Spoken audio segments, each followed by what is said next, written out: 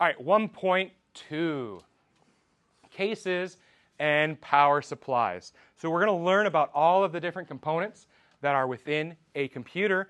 However, they need to be housed in something.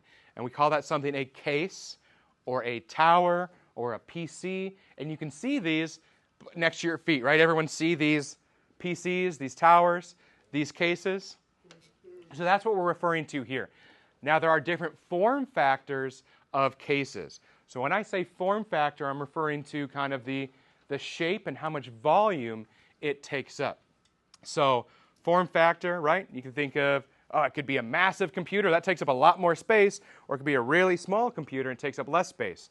The form factor could also indicate the orientation. Is it horizontal or vertical? So we'll talk about a horizontal case, a full-size tower, compact, and an all-in-one. There are other examples. This is just a short list. So let's scroll down. And here we see a horizontal case. Raise your hand if you've seen something like this before. Awesome. So it's horizontal, right? Because it's horizontal, right? Goes with the horizon. And with this, unlike yours, which are vertical right now, it's the same thing, but it's just on its side. And commonly, we place the monitor on top of that case. Who, yeah?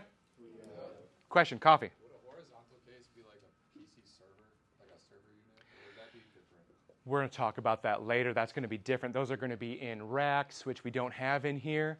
So those are installed in a separate piece of hardware that we'll talk about. Good question, though. Yeah, over here. Would it function differently, like if you had a vertical case and you put it on its side like a horizontal case, or vice versa? It could. It depends on your internal hardware components. If there's moving parts like in your hard drive, fans, and things like that, if they're designed to be oriented different ways, like with your optical or your CD drive as well. Good question. Any other questions? All right, let's click the next one. Let's look at a full-size tower. Very similar, right? But now it's just oriented vertically, right? Same thing. Questions on this? All right, next one is a compact tower. So the difference between a full size and a compact, well, it's the form factor, right? How much space does it physically take up? These are generally cheaper because there's not as much hardware in there. However, if we want to think about a computer, if I've got a full-size tower, that's not a very good marker.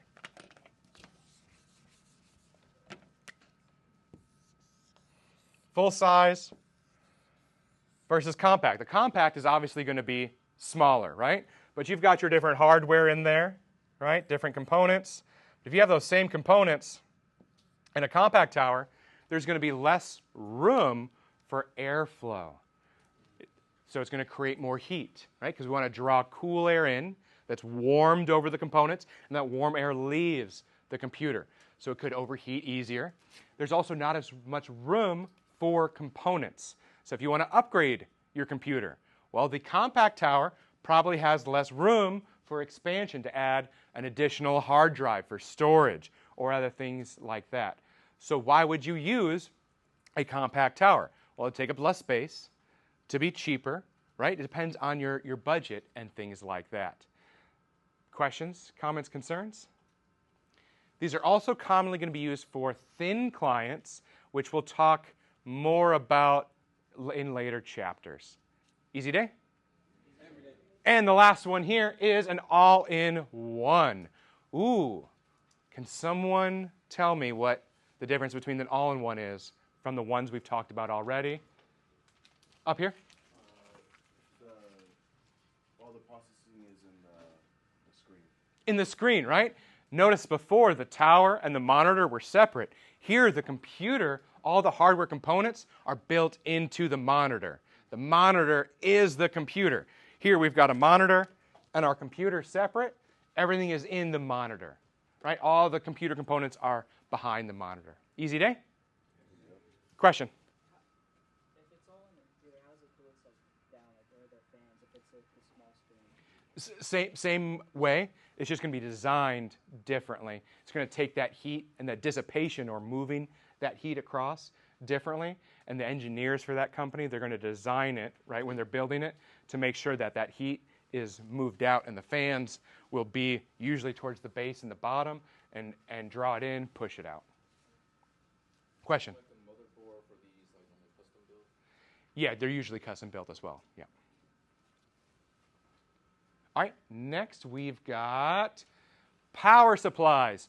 What was the three-letter acronym we shortened power supply down to? PSU, which stands for? Power supply unit. Very good. A power supply unit converts what?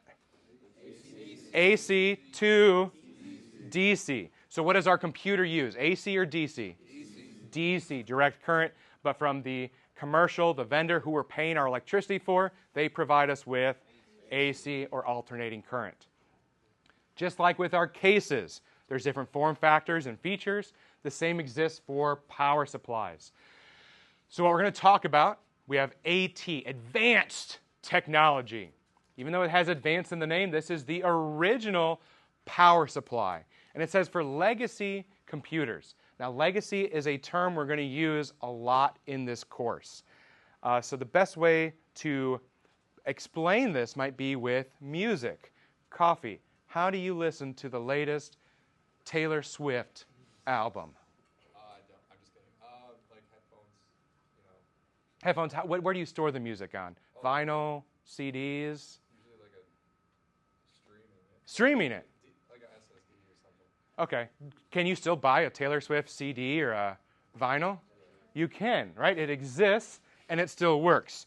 But is that what's used today? No, right? So that's legacy, right? We don't really use that anymore. You can still use it, but that's not the latest and the greatest. Can someone think of another example of something that might be legacy? Floppy disks, definitely. Cassette tapes. What's that? MP3 recorders, yeah. What about something that's maybe not music related that might be legacy? DVD. What about MySpace? MySpace. Now, you got a MySpace? No. I got a MySpace. I never use it, but it's legacy. I saw a hand over here. No? All right, everybody good? Oh, over here? No? Okay. Does legacy make sense to everyone? Outdated. Very good. But you can still use it, but there are newer things to use. Easy day? All right. So AT, that's the OG or the original power supply for legacy computers. It's now considered obsolete. And we don't use them anymore. You could, but it's legacy, we don't. You have ATX, which is Advanced Technology, or AT Extended. This was the updated version of AT, but it's still considered to be obsolete. What's another term we use instead of obsolete? Legacy. Very good. We have ATX 12V, which is ATX, but it is 12V. The 12V stands for 12 volts. This is the most common power supply. So at the beginning of the course, I like to break things down. When you see certain terms, most, best, fastest, that are clear descriptive terms, right? Those are clear things that should stand out to you. The purpose of things, key characteristics, the most, the fastest, the slowest. Does that make sense to everyone? Okay, so the most common power supply is what? ATX 12V. Very good. Now, what this does, because it's the most common, it includes a second cable to supply power to the motherboard. It has a dedicated power cable to the CPU, and then one for the motherboard. There are various versions of the ATX 12V, but that's the main category. Now, Coffee mentioned servers earlier, and we're going to talk about servers throughout this course. A server offers a service, such as a web server offers you the service of a web page. Probably not MySpace. What do you all use? Instagram, TikTok, Facebook, Twitter, Ask Jeeves, X. Oh yeah, Twitter's X now. So that offers a service, right? Those servers are hosting that website or that service that clients or customers can go to. So to supply the power for servers, they've got a special power supply. That's EPS 12V. So this is originally designed for network servers. However, it's also commonly now used in high-end workstations, as users want more high-end things in their computers for their gaming, maybe their TikToking, whatever it is. How are we doing so far? Is this too fast for anyone? Okay. Again, if I'm going too fast, you need something repeated. If questions, raise your hand. Does anyone need more time for notes? Question? More time for notes? You got it.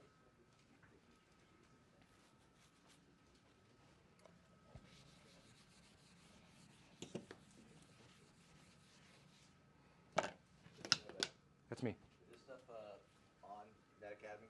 Yeah. This is exactly what's on NetAcad, and I'm just rolling through it. Right. What makes the EPS better than the ATX? That's a good question. So in power, right, and servers have different hardware in them. So the power allocation, or how it's divided up, needs to be done differently or more efficiently for that services that they're providing. Okay. Thank you.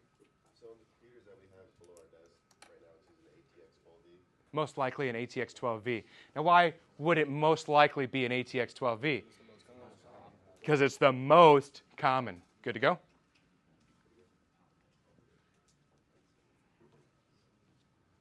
Question? What would be considered a high-end desktop? Someone that, let's say, we'll use Taylor Swift again. Taylor Swift editing her new album, maybe Steven Spielberg editing his new movie, someone that's hosting a website, or someone that's really into gaming, something like that. Work for you?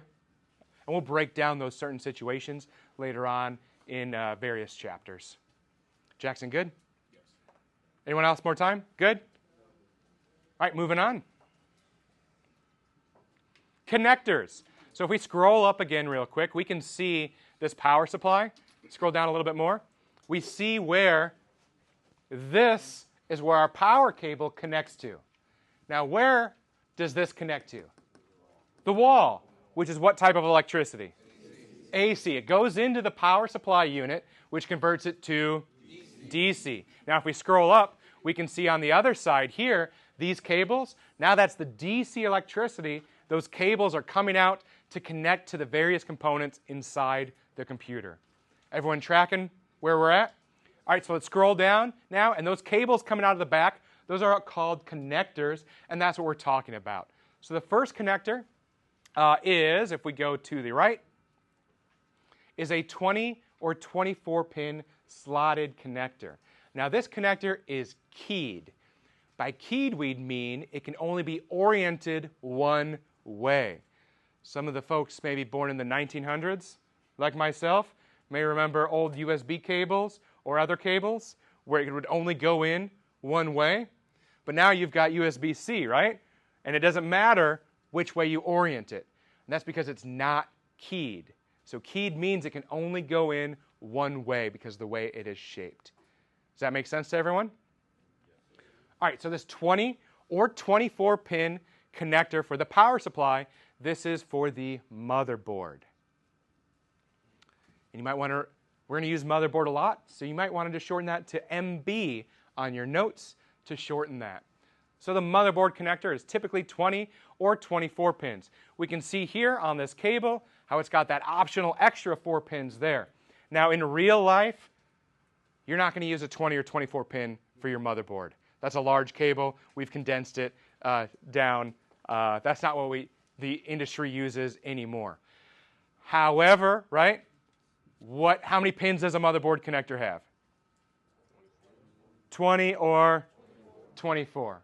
When we go to the lab, you're not going to see that because that's not really used too often anymore.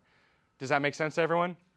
So real life, that's not what we use, but you still need to pass this course and know material, right? So how many pins does a motherboard connector have?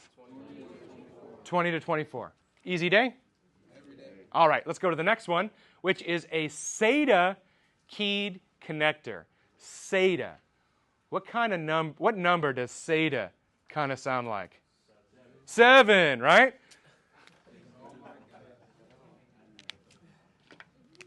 It kind of sounds like a 7, which works out great. What does this number look like?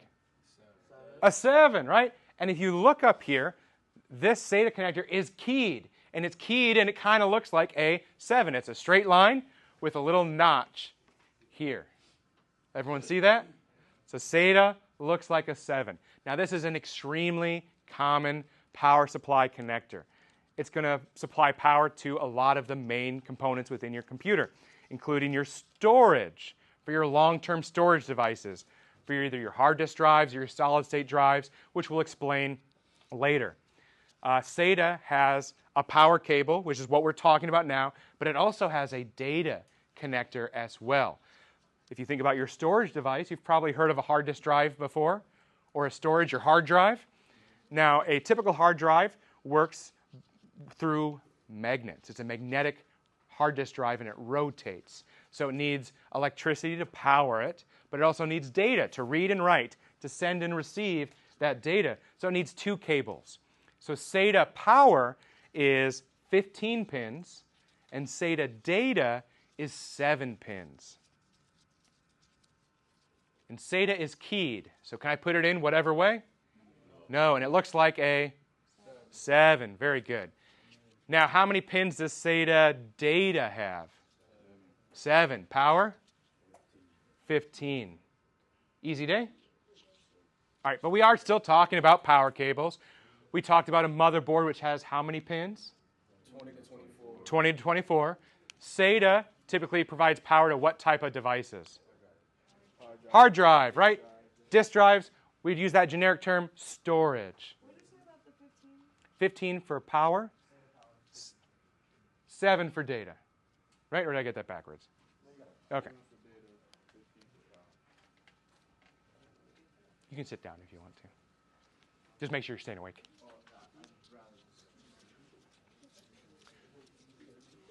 All right, next we have a Molex connector. This is an older connector used to connect hard drives, optical drives. And now an optical drive we'll talk about, that's another form of storage. It's just optical. It uses lasers to read and write onto a compact disc, digital versatile disc, DVD, etc. So this is an older connector for storage, hard drives, optical drives, etc. What's the common one we use today, though? SATA. Very good. And go back one more. Yeah. Everyone good? Okay. Did anyone see the movie Titanic? Yeah? What took down the Titanic? Iceberg. Do icebergs take out ships anymore? No, not really, right? So we'd probably say an iceberg is a legacy threat, right?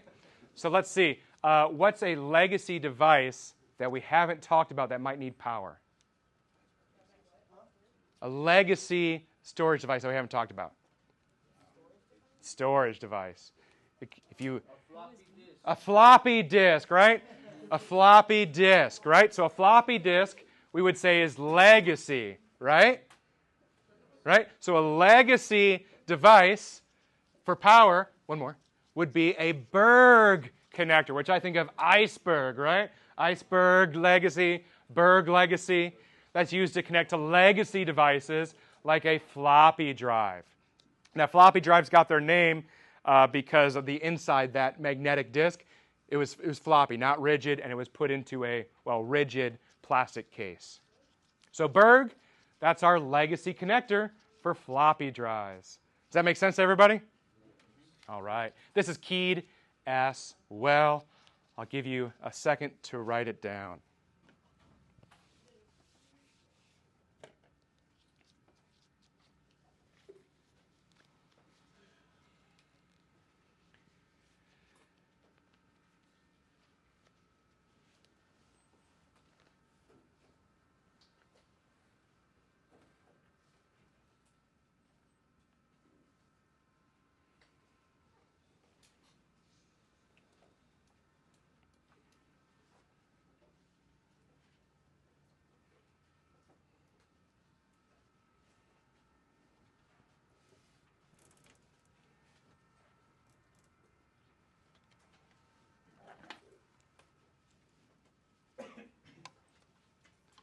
All right, then we have a 4 to 8 pin auxiliary power connector.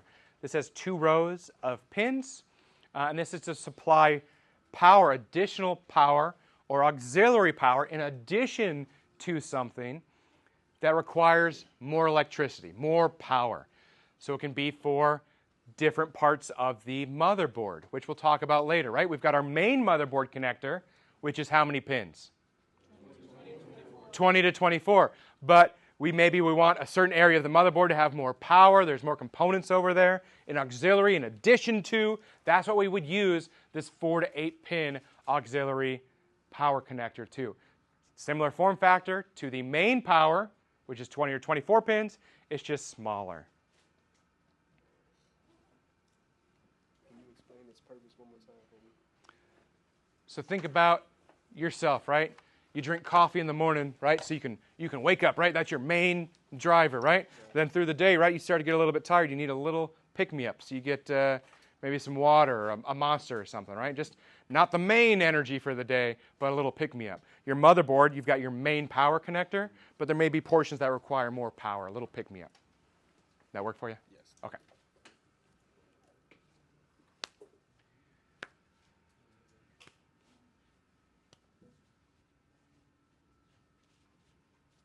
Is this what you would use if you had like a hefty GPU? Next slide. That would be a 6 to 8 pin PCIe power connector.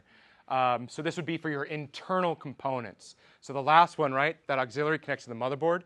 This one would be for your GPU, your graphics processing unit, or your video card, things like that.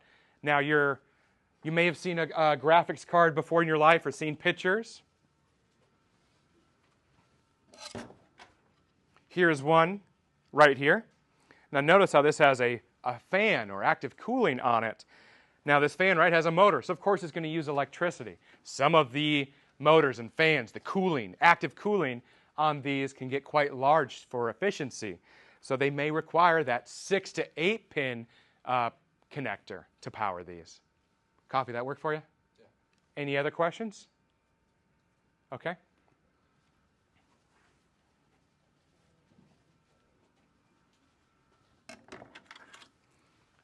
All right, I'm going to pass around the power supply unit. Feel free to look at each one of these and see if you can identify which one it is, right? You've got SATA on here and some other things. So look, this is an example of a power supply unit. So you can see, right, what comes into the power supply, what type of electricity? AC, and then these are DC. So we'll start this here. Feel free to get up, hand it to the next row, or however you want to do it.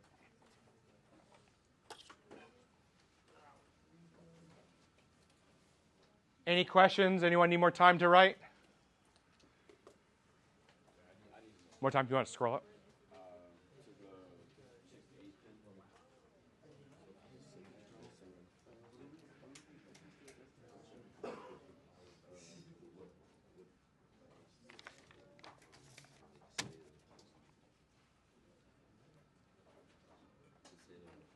Yeah.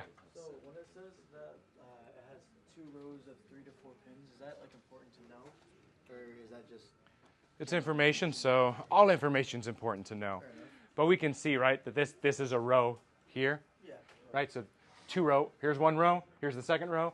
And each row has either 3 or 1, 2, 3, 4 pins. Can we scroll up one more?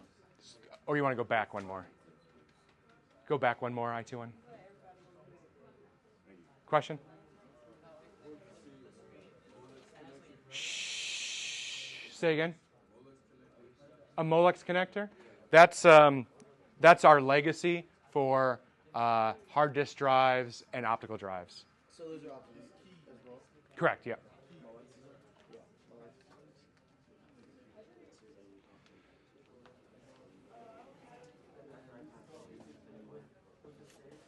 Is the 15 and the 7 like the different pins that they have?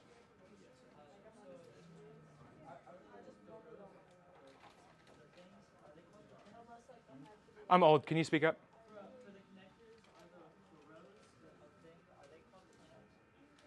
Each one of these is a pin, right? So Here's a row, right? And this row has 1, 2, 3, 4 pins. This row has 1, 2, 3, 4 pins. Good? And then with the SATA key connector, the 15 and the 7, are those like the different types of pins? Number of pins. Number of pins. Yep, so SATA power has 15 pins. SATA data has 7 pins. And then what's the, I guess, difference between those, I guess? One provides electricity, power. One moves the data back and forth. It sends and receives. So there's One provides electricity. There's two types of connectors for that one. Yeah, for for your storage, for your hard disk drive. So one's sending the power basically to one part. All right, great questions. Any other questions? Anyone need more time for notes? Right here. And then you. SATA keyboard connector? Mm-hmm. You said it looked like a 7? Yeah, so if we go back, straight line there, and then it's just a little notch here. So it's boop, brr. Okay, I see it. So just take some liberty. It can't. Like the pins? Uh-huh. So see how like pin. See those little dots there? Mm-hmm. Those are all pins there. And that's what's either sending the electricity or the data. Okay. Are you good, or are you just saying you're good? I think I got it. Okay. And we have another question over here? Good? Okay. Question over here. Auxiliary power supply, the connected cell phone. Would you do that once would you upgrade the CPU or the Motherboard. Yeah. And you can see the requirements of what the motherboard needs. All right, last call. Questions? All right, let's move on. All right, voltages. We're going to define some of these terms later on. However, we're just generally talking about power supplies now. Now, the different connectors, each one can provide different voltages. The most common voltages are 3.3, 5, and 12 volts. Those are the three most common voltages provided by the connectors in a power supply unit. 3.3, 5, and 12. What are they? 3.3, 5, and 12. Very good. Now, which one do you think is going to provide something that requires more power, like a motor? 3.3, 5, or 12? 12, right? That makes sense, right? More voltage, more electricity. So if it's got a fan, right, more likely where it's going to be that higher voltage there because of the moving parts, the motor, etc. Now, these power supplies, they can be single rail, dual rail, or multi-rail.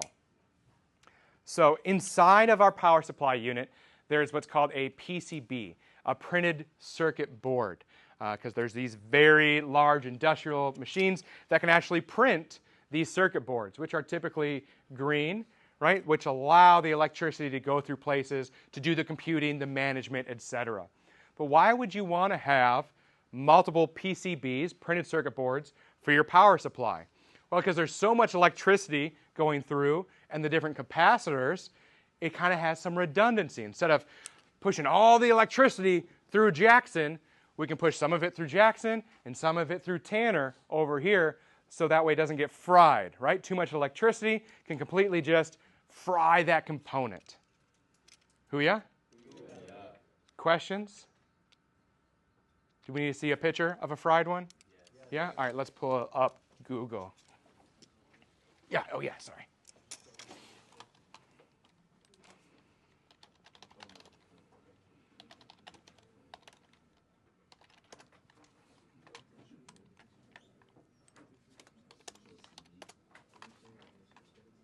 So here you can see, right, this component's fried, right? So having multiple boards can help eliminate that risk.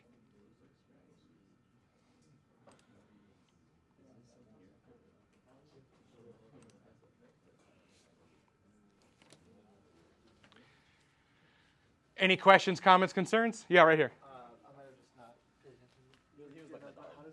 How does it get fried like that? It just gets too much power to that?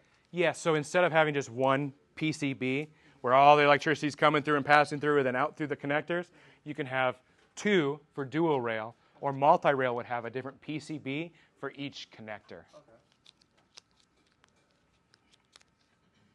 Are you saying okay? Are you sure? Oh, yeah. Okay. Anyone else? Anyone need more time? Yeah, we need a break soon? No? No? Okay, all right. We want to learn. I like it. Question? Correct, yeah. So you can either have one that does everything, you could have two that kind of tag team, or you could have a PCB for each connector, like each SATA, each Molex, and each Berg. Each one would have their own PCB for a multi-rail. Printed circuit board. And that basically just distributes the power evenly? For those devices, yes. Yeah. He knew it. I just beat him to it, saying it.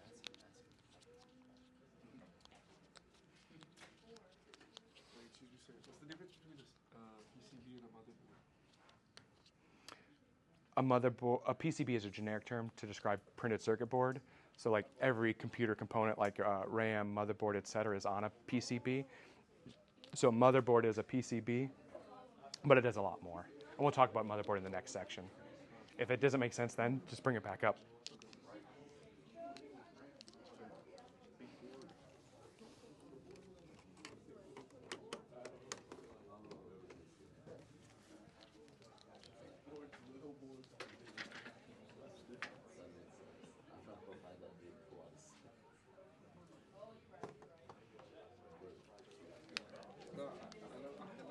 All right, we're getting a little loud. We need more time to write?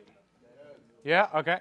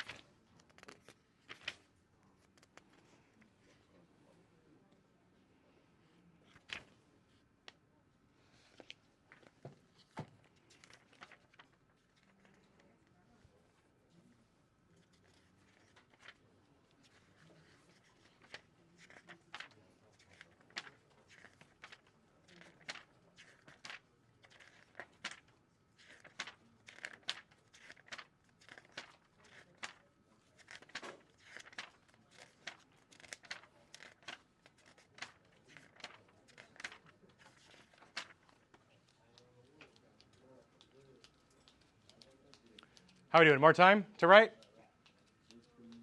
Anyone need more time? Yes? Okay.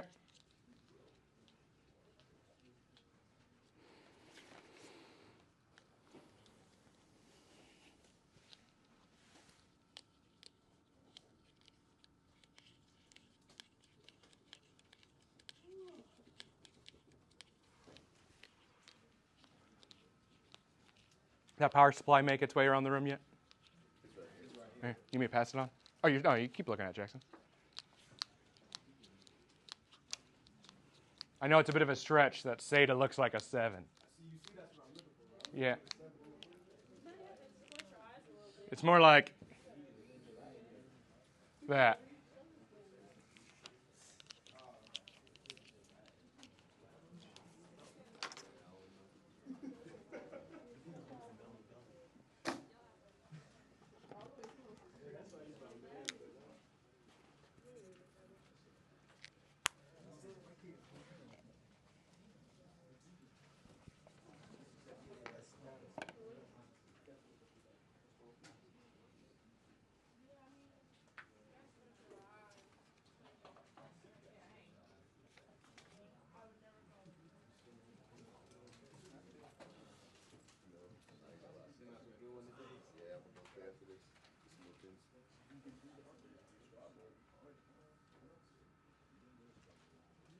All right, we're going to move on.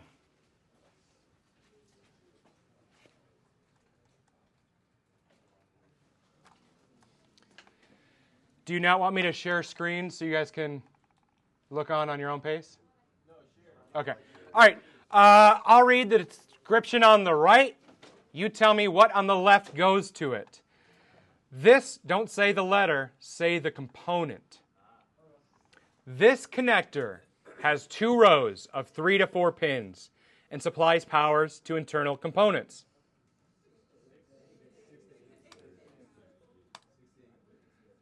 All right? This is the only choice that does not allow for plus 3.3 volts. We'll skip that. We didn't discuss it. This is the most common power supply on the market today. And if we were to continue, it includes a second motherboard connector to provide dedicated power to the CPU. This was originally designed for network servers, but is now commonly used in high-end desktop models. This connects hard drives, optical drives, and other devices. All right, and only choice that does not allow plus 3.3 volts. Very good. All right, next we're going to start talking about the internal hardware components. Are you able to scroll for me? Okay. I'll just point up or down. The mustard tab? Oh, you need a mustard, yeah.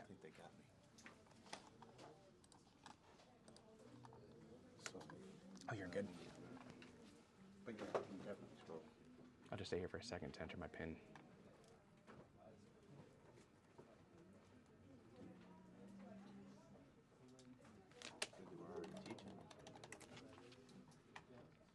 A lot of computer.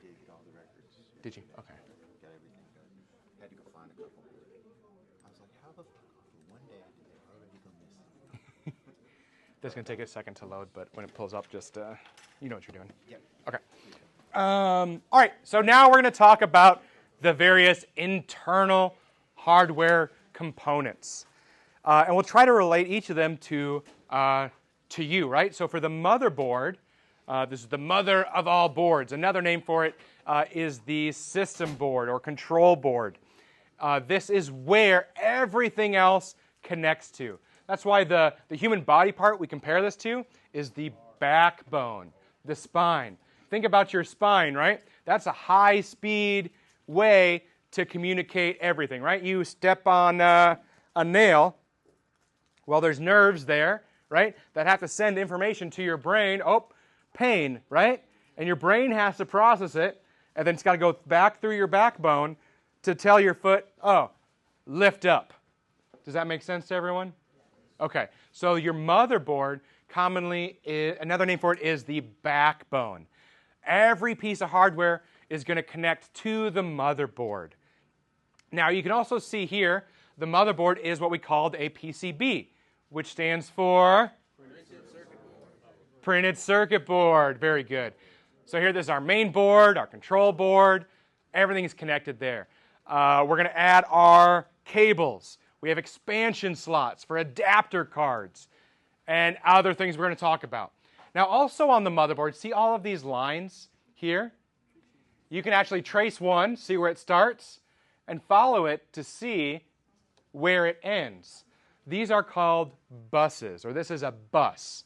The bus moves data from point A to point B on that motherboard.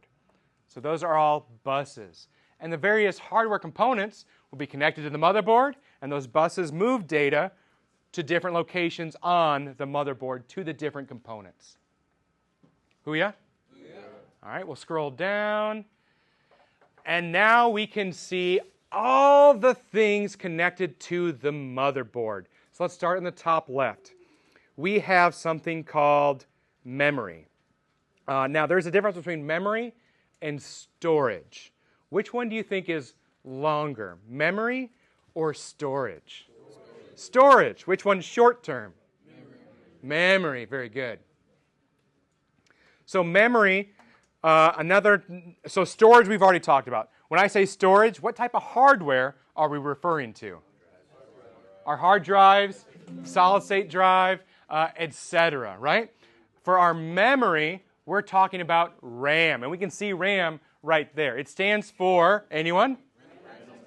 Random access memory. Now remember, memory is our short-term working storage, right? Think about all the knowledge you keep, right, but you're not using on a daily basis. That's long-term storage. But when you need something, right, have it on hand, that's going to be moved into your memory. Easy day? So we have these different slots to allow various quantities or amounts or speeds for RAM. What's another name for RAM? Random access memory. That's what it stands for. What's the M word? Memory. Very good, right? Big difference between memory and storage. When I say RAM, I'm talking about memory. So we can see that there. So memory is short-term? Short-term. Which one's long-term? Storage. Very good. Then we have our internal USB. That will connect to the external USB, right? Because if you look at your computer, you see those USB ports on your computer. On the other side of that, there's an internal cable that connects to what component, do you think? It's what everything connects to. The motherboard, right? If you look at your computer, that USB port, on the other side of that, there's a cable that's going to connect to the motherboard for data and for power back and forth. So that way then that data can go to different components like the memory, which is short-term memory hard. Very good. The memory hardware is RAM. I'll come back to chipset. The BIOS/UFI chip. This stands for Basic Input-Output System, which is the legacy one. The modern one is BIOS/UFI, which stands for Unified Extensible Firmware Interface. We're going to deep dive into this throughout this course and the next course. However, for now, think of BIOS, UFI, that's what boots up your computer. You hit that power button, it's going to power on your computer and boots it or turns it on. And we'll deep dive into that later. Then we have expansion slots. I want to talk about the different types of expansion slots. In these expansion slots, this is where adapter cards go into.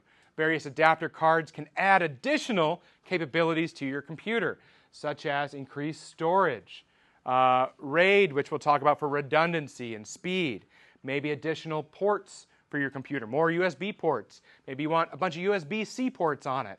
Maybe you want to capture images. Right here. If your motherboard doesn't have Wi-Fi, you can plug a Wi-Fi adapter into the expansion slot. 100%, right? If you don't have wireless connectivity for your computer, but you've got an expansion slot, you could add a wireless, what's called NIC, Network Interface Card, to add that capability. Hoo-ya? Next, we have the, right here. But basically, you can only do like what your motherboard like has pre-programmed, or Correct, right? Because if, I want to put in this, but I don't have an expansion slot that'll fit it, you're not going to be able to do it. It has to go into that expansion slot. It may make more sense once we talk about the different types of expansion slots. But which form factor of case do you think is going to have less expansion slots? Probably the all-in-one, but also the compact, yeah. Next, we have the CPU. Does anyone know what CPU stands for? Central Processing Unit. I knew you had it. Now, we referred to the motherboard as what to us? The backbone. The CPU is the brain, right? Now, everything needs to get to the brain, right? Because we talked about a computer. The purpose of a computer is to compute, to calculate. In order to do that, it has to get to the brain. The brain is the CPU. CPU stands for Central Processing Unit. So where all of these other things, right? All of the data ultimately is trying to get to what piece of hardware? The CPU, which again stands for Central Processing Unit. Does that make sense to everyone? Awesome. So we have the motherboard. We'll stay there for 1 second. We have the motherboard, which all of the hardware is attached to, right? We have our memory, which is our RAM. We have our expansion slots for our adapter cards, BIOS UEFI, our brain, which is our CPU. That's all connected to the motherboard. Now, that's a lot of things.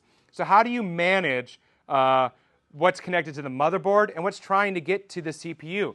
Well, that piece of hardware is the chipset, the piece we skipped, right? So that's managing all of that hardware on the motherboard and high-speed access to the CPU.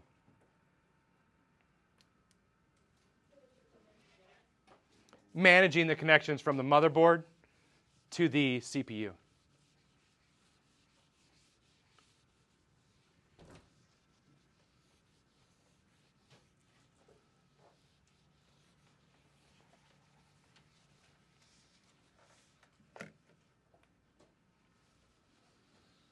Can you repeat that one more time? Chipset, right? Motherboard, everything connected to the motherboard, right? Something's got to manage it, right? And everything's trying to get to that CPU. So the chipset, right, manages all of that stuff that's connected to it and how it gets to the CPU. So once it gets to the CPU so once the information gets to the CPU, where does it send Back to wherever it needs to get to. We'll probably take a break first, and then we're going to map out how all of this stuff interconnects. So this is what I said, managing everything from motherboard to CPU. Bingo, that works.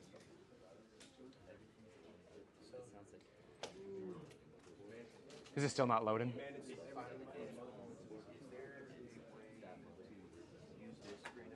No, it's completely different. Yep.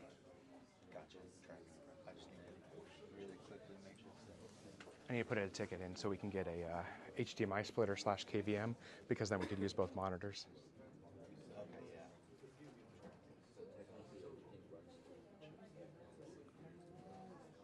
If you just text me in the morning, I'll do it too. Yeah. Good. Yep. Yep. I think it crashed. We got to open up File Explorer. Did it crash? Or did it just Oh, no, maybe. Oh, never mind. There we go.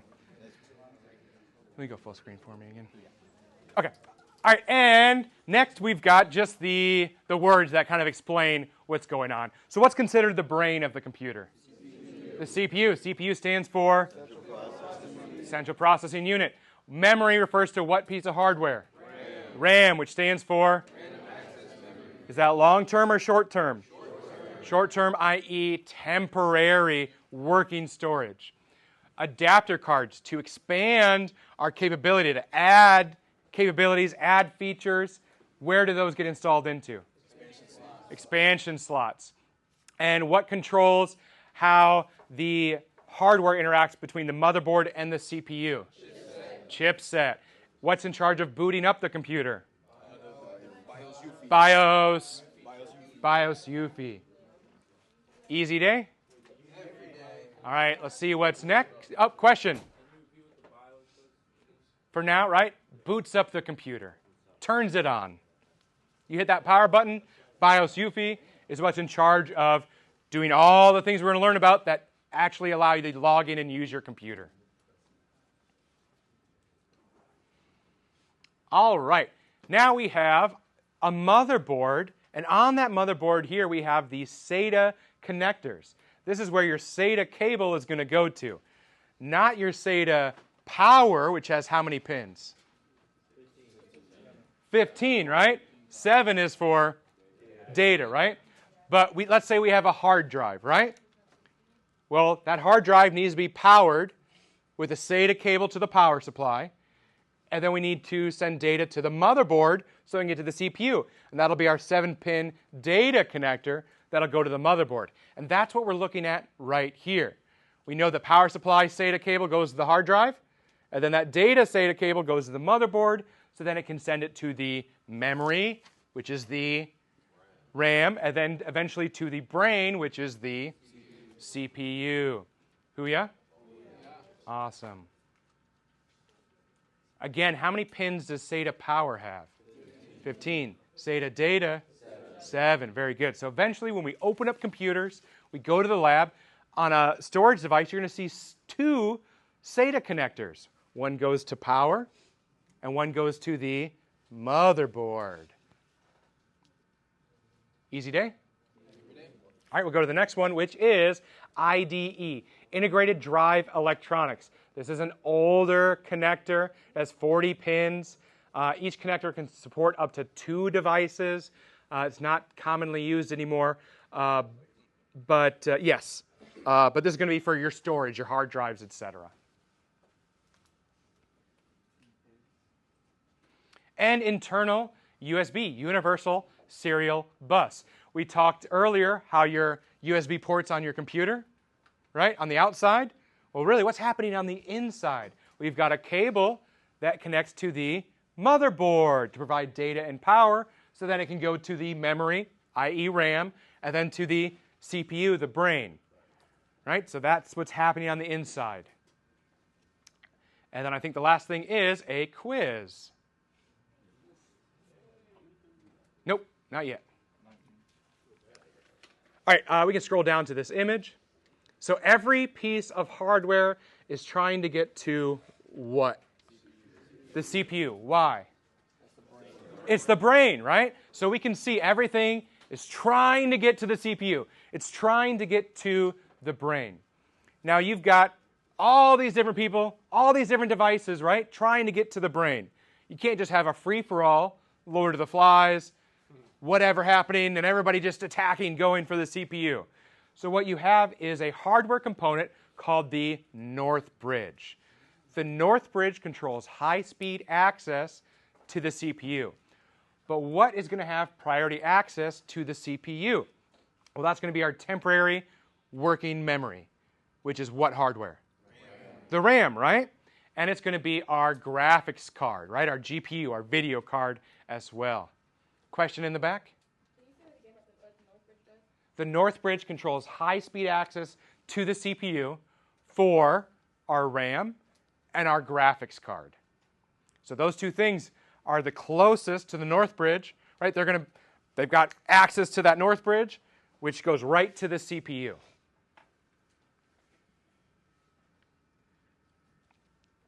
Slower speed things, like storage. We said storage is slower, right? Let's say we were going to use this whiteboard today, or this visual aid panel. I've got all these markers, but if I didn't bring any markers, and I've got them in storage, I'd have to leave this building, go to another building, get some markers, and then bring them here and put them on this desk, right? So when I need them, they're right there. Does that make sense to everyone? So that's slower, right? So storage is going to go through what's called the South Bridge for slower speed things.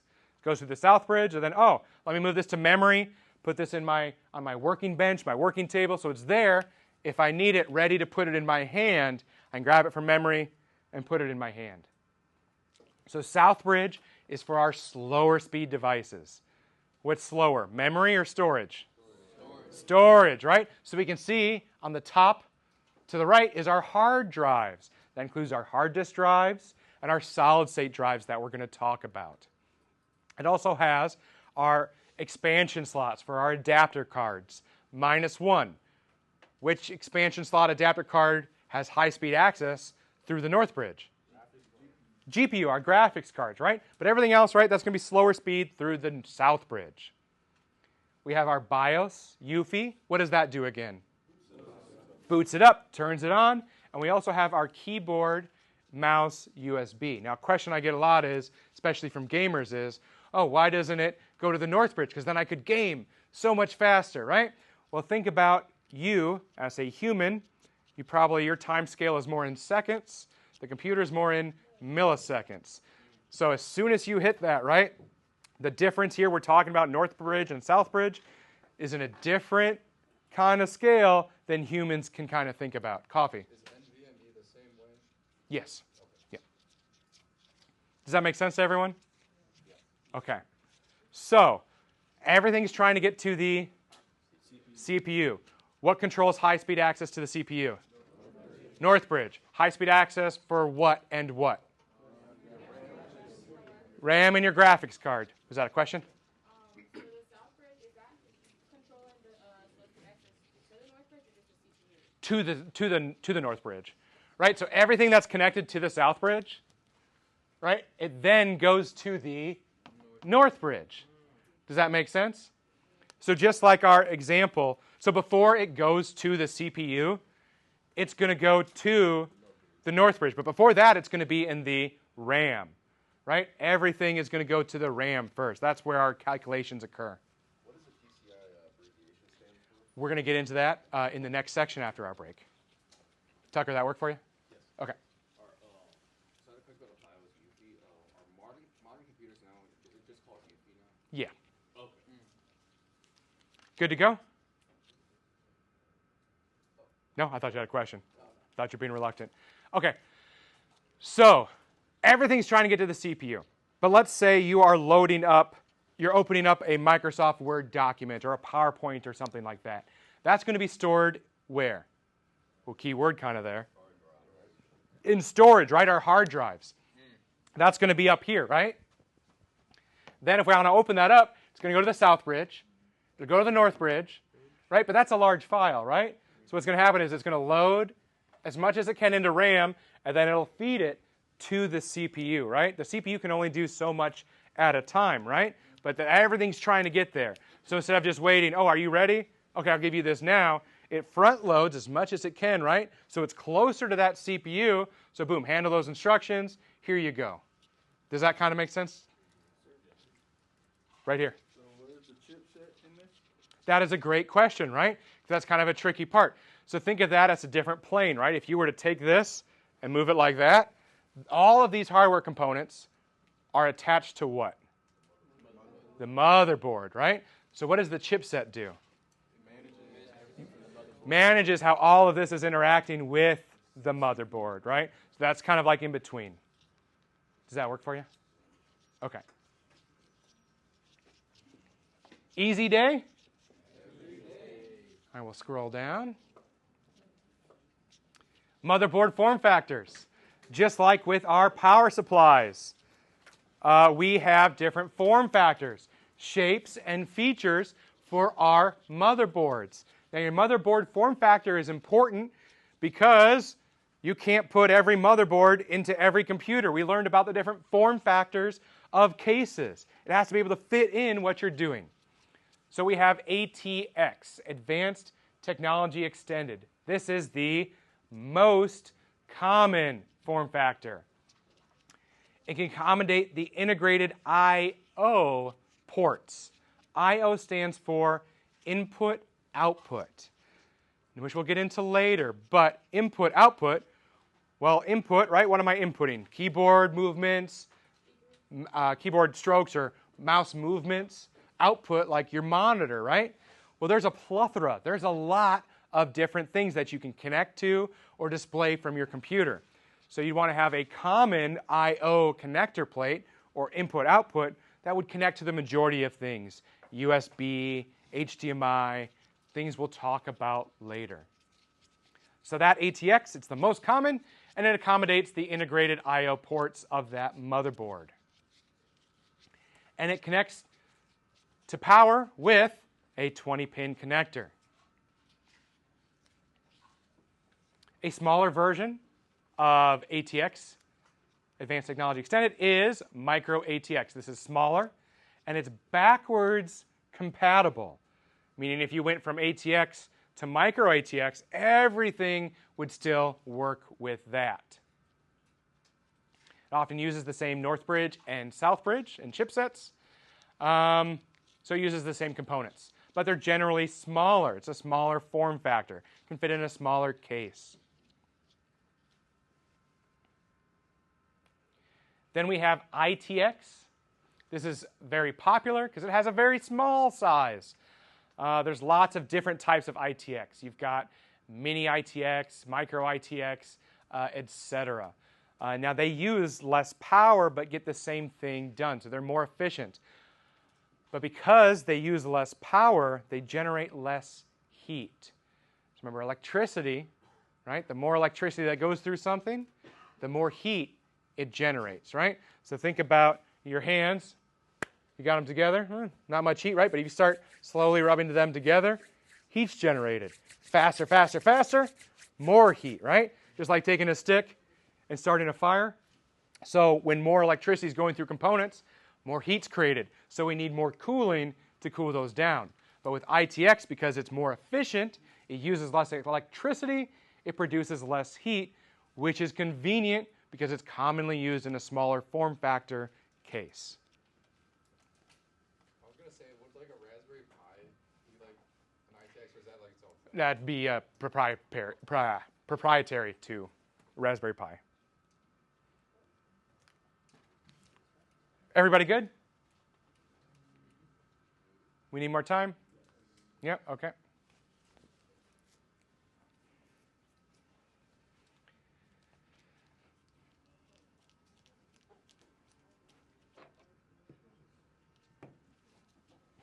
We gotta be getting close to a break, I think.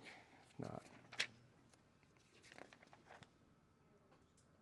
Yeah, we'll take a break there after the next thing.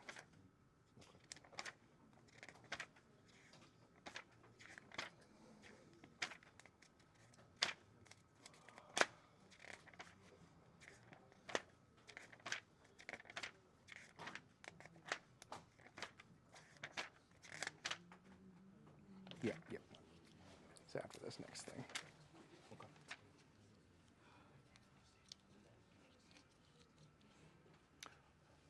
You didn't see what we built, did you? Johnson found these.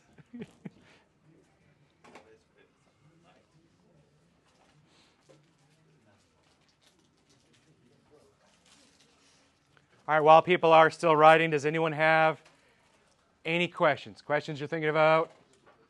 Do you want to ask? Can we tell your neighbor to ask the question? Right here. Is it safe to say that you can assume SSDs will always be Southbridge? SSDs, solid state drives, what type of hardware is that? Storage, right? Storage devices connect to what? Southbridge.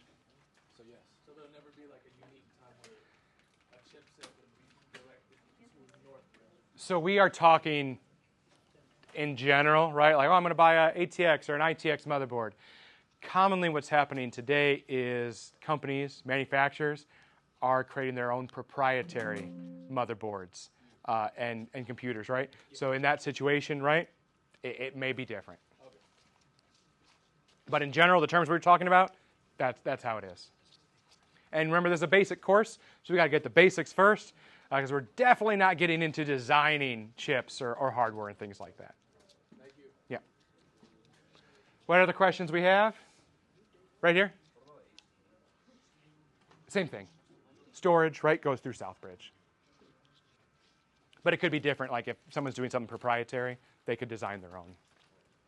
All right, going down, we can see all of these that we talked about. We have ATX, Advanced Technology Extended. This is the most popular form factor. Dimensions, 12 inches by 9.6 inches. Micro ATX. Remember, this is smaller than ATX. This is going to be in desktops and some smaller form factors. That is not the 12 by 9.6 that ATX is, but it's 9.6 by 9.6 for micro ATX. Then you have mini ITX. That's for smaller devices, thin clients, which we'll explain later. And those dimensions are 6.7 by 6.7 inches. And finally, ITX, which we can compare to micro ATX. That's 8.5 by 7.5 inches.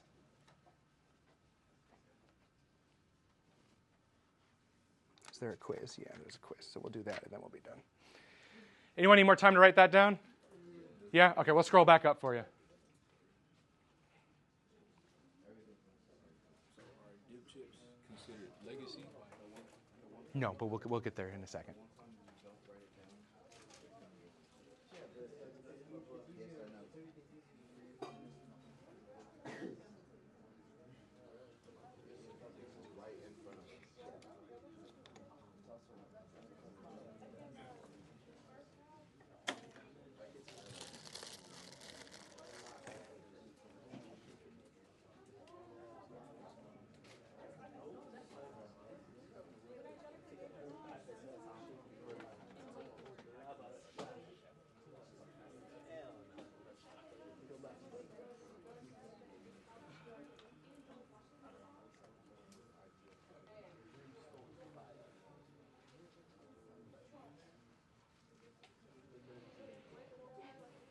Super exciting so far?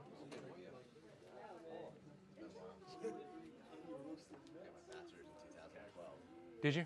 In IT? Oh, nice. Some of the stuff is more updated than back then. You start talking legacy, I didn't want anybody looking at me. Yeah, I do a lot of older jokes sometimes that. All right, let's move on. Let's finish this section with a quiz. Chief, can you scroll real quick? Just down. All right, I will read the item on the right. You tell me, not the letter, but the name of the item. So what has only one PCI slot for expansion cards? I'm hearing mini. All right, we'll scroll down.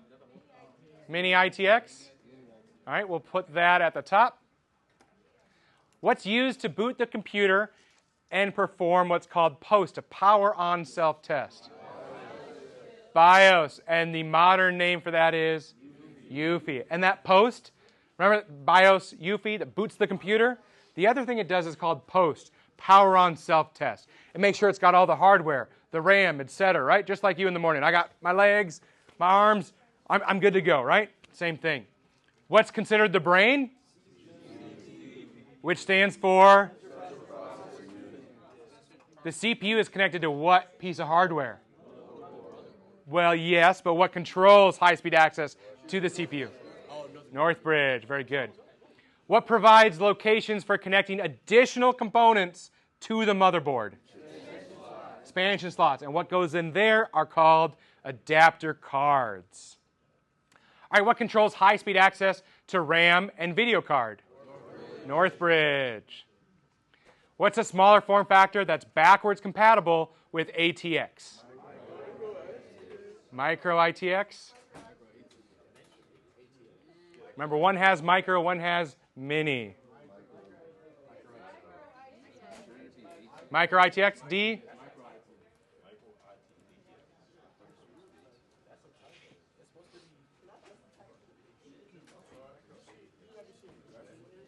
What's that? Are y'all on Bravo shift? I mean, you can look up there for some glasses if you want. What allows the CPU to communicate with slower speed devices? Southbridge. Slower speed devices such as storage, BIOS, UEFI, keyboard, USB. And what is a temporary location to store data and applications? RAM. Another name for that is? Stands for random access memory, but it's memory, right? Very good. We'll hit submit, and we got, hit close, 100%. Easy day? All right, any questions? All right, 1.2.3. Now we're going to talk about CPUs. We were talking about motherboards before. The motherboard is what component? The backbone. The brain would be the CPU. Very good. Which stands for? Fantastic. That's where everything is trying to get to. This is a small microchip. Oh, questions? Yeah, let me do that real quick. Chief, can you? Yeah.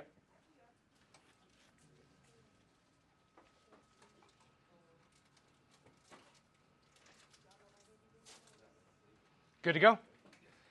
All right. So the CPU, this is a chip. That's where everything is trying to get to. What's trying to get there is the data.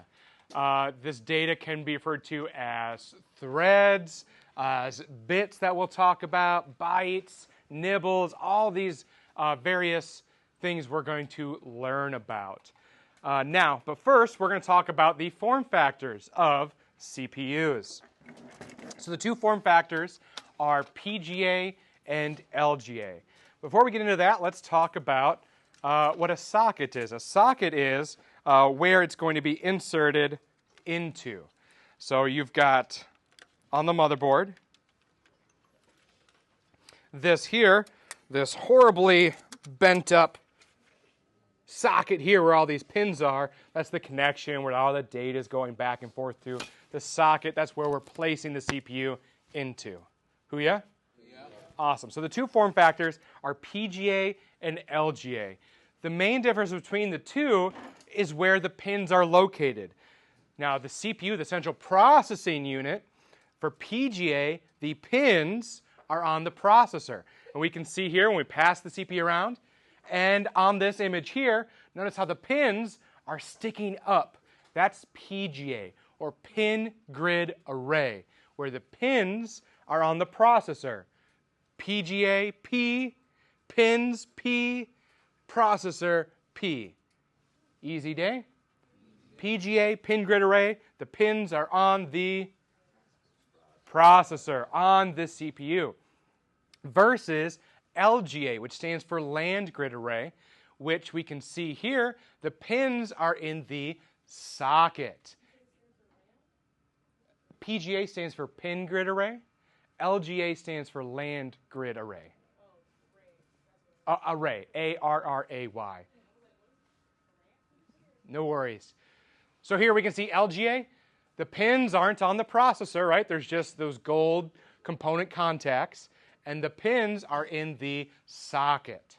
Does that difference make sense to everybody? Okay, excellent. Now, if we scroll back up, we can see here that with PGA, that processor, right, like this is a PGA processor here. See how these pins are all bent to crap, right? Because people mishandled them, etc., or bent them. This CPU is completely useless. You have to handle this very carefully for several reasons, right? It's susceptible to ESD. Ooh, what's ESD stand for? Electrostatic discharge. How many volts for us to hear or be hurt by ESD? 10,000. What about to feel it? 3,000. And to damage something like a CPU? 30, right? So you want to be very careful when handling this. You want to handle it by the edges. The gold component contacts, that's where it's most important, right? You don't want to be touching any of those. So when we're passing these around, practice handling these with care. Hoo ya? Yeah. All right, so with PGA and LGA, you want to do that. But with PGA, because the pins could be so easily bent, it's going to be inserted or installed using something called ZIF, zero insertion force, meaning the amount of force or effort that you're putting in to install this, to insert it, is zero, is none, because you don't want to bend any of these. So PGA is inserted using what? ZIF. With LGA, the pins are on the LGA is on the socket. PGA, the pins are on the processor. Say that one more time. Zero insertion force. Now another thing with these, and I'll pass this along with the motherboard around in a second. Oh, this one isn't that way. But if we look at this image, right, there is a flat side, and then on the left to the right we have a notch, right, which means that this is what? Think back to our cables. Keyed, right? It can only be oriented one specific way. There's also going to be a triangle on here, and this triangle will indicate to us pin 1. So a triangle, that tells us pin 1 for where we're going to install it. And is that only on the PGA? It's on both, yeah. It's going to be on the socket. You can't see it in the images. There's a better picture later that we'll get to. Hoo ya? Awesome. So I'll hand this processor around. CPU. What do we equate or what do we relate the CPU to? The brain. The motherboard we relate to the backbone. Very good. Any questions? Question right here. PGA? Okay.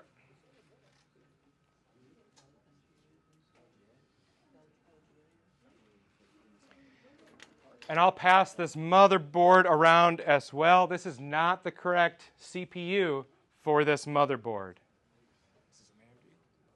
That would be an LGA socket on the motherboard. This is a PGA CPU.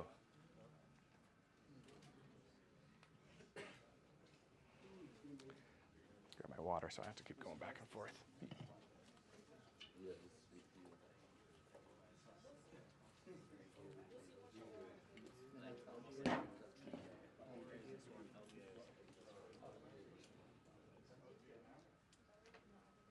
Good? More time? Anyone else? All right.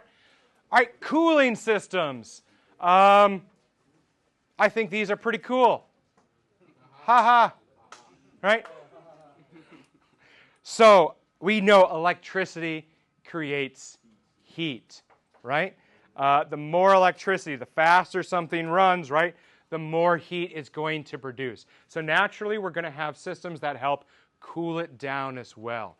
Before we talk about those cooling systems, which hardware component do you think produces the most heat? The CPU, which is the brain, right? Produces the most heat. Everything's trying to get to that CPU, right?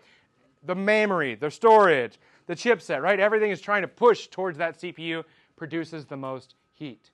So when we're talking about cooling, there are two categories of cooling. We have passive and active cooling. Passive and active.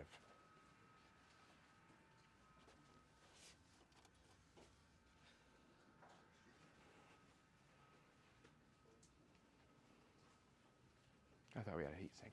Okay, so with passive cooling, it requires no electricity. It's just on its own existing. It is helping to dissipate or reduce heat. With active cooling, the difference is it uses electricity to reduce heat. But electricity does what? Creates heat, right? But the little bit of heat it creates, right, is less than overall the temperature that it's decreasing by. What is an example you can think of for active cooling? Right here? Water cooling and electricity. Water cooling's a good one. I heard somebody say something else. A fan, right? That's a perfect example. How do fans operate? Electricity, right? So that's active cooling. If it's using electricity, it is active. If it's not, it is passive. So here on the screen, we have what's called a heat sink. This is passive cooling. Here we can see lots of individual blades of metal that naturally help dissipate or get rid of that heat. The more fans, the more surface area, the more efficient it's going to be at that. Hoo-ya? All right, and then we have active cooling. Remember that it uses what? Electricity. And we can see the cable, right, that powers it to create the movement of the fan, which helps draw in cool air, pushes it over warm components. That air is heated up, and that warm air is pushed out of the computer. Right here. Is there any computers that would use both passive and active? 100%. Yeah, so, and you can see, here, this is a GPU. We can see here, you can see the metal right here. That's a heat sink right there. And on top of that heat sink is active cooling. So we have passive cooling with active cooling as well. What was that last picture you showed us? I mean, I knew it was passive, but what was it? It was a heat sink. So this is called a heat sink. H-E-A-T, sink, S-I-N-K. It naturally helps dissipate or get rid of that heat, right? More surface area. And how does it passively do it if it's not like actively running? So remember, heat rises, right? So it's going to naturally heat up these fins here, these plates, right? So naturally, right, it's just going to spread the heat. It's going to draw the heat out and spread it out. Oh, so it just dissipates it basically? Dissipate, yep, exactly. And I'll pass this GPU around, which has both passive and active cooling. And someone mentioned another example of active cooling is water cooling. It doesn't always use water, but if you're using water cooling, you can't just take a CPU, drill a hole in it, and run water through it, right? You need specialized hardware. You'll need to purchase a water cooling supported motherboard water cooling supported CPU, etc., etc. Can you have passive, or can you have active without the passive cooling, or you need both? No, you can have one or the other, or you can have both. Make sense? All right, moving on. Let's see what we know. True or false? So with true or false questions, how it works is the entire statement has to be true, right? So let's try this. In LGA architecture, the pins are on the underside of the processor, which is inserted into the motherboard CPU socket using ZIF. False, because the correct answer is PGA. So let's look at this question. If I change this to in PGA architecture, the pins are on the socket, which is inserted using ZIF. What would that be? False, right? Does that make sense, everybody, how that works? So break down these questions and make sure everything lines up. Easy day? All right, question 2. What is an example of passive cooling for a CPU? Heat sink. All right, and let's break this question down as well. For most questions, you can get them down to 50-50. Which two options here have nothing to do with cooling? LGA and PGA. Do they have something to do with CPU? They do, right? Those are the form factors, but they don't have anything to do with cooling.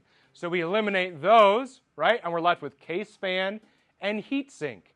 And it says passive cooling, so the correct answer is heat sink. But if it acts for active cooling, it would be case fan. Does that make sense to everyone? So kind of use that method on tests, right? Your homework tonight. See if you can get it down to 50-50 and then narrow it down from there. Look for that key word. Because once you get down to 50-50, the one word in this question that makes it down to one correct answer is passive. Easy day? All right, moving on. Memory. When we're talking about memory, we are talking about RAM. Very good. Which stands for? Random access memory. That's our temporary working data allocation. We also have ROM, read-only memory. These chips are going to be located in various spots on the motherboard. The purpose of these chips is to store data or instructions that are commonly used. Think about yourself as a human, right? What are some things you typically do versus you don't do? You've got your long-term storage. Breathe, right? You breathe all the time. That's probably something I have in ROM, right? I'm doing it right now, right? I'm moving around, moving my legs, right? Those would be on a ROM chip. Things the computer commonly uses all the time. Those instructions, those are going to be on ROM chips. Common operating instructions. Booting. Oh, booting. What chip is that?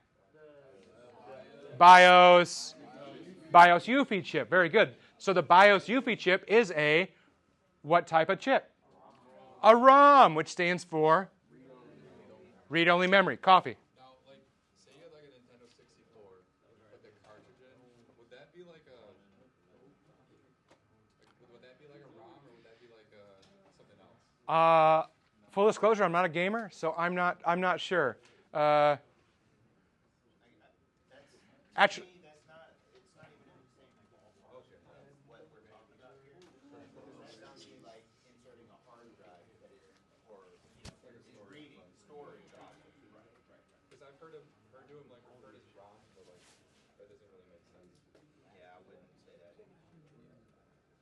Good. Anything else? Okay.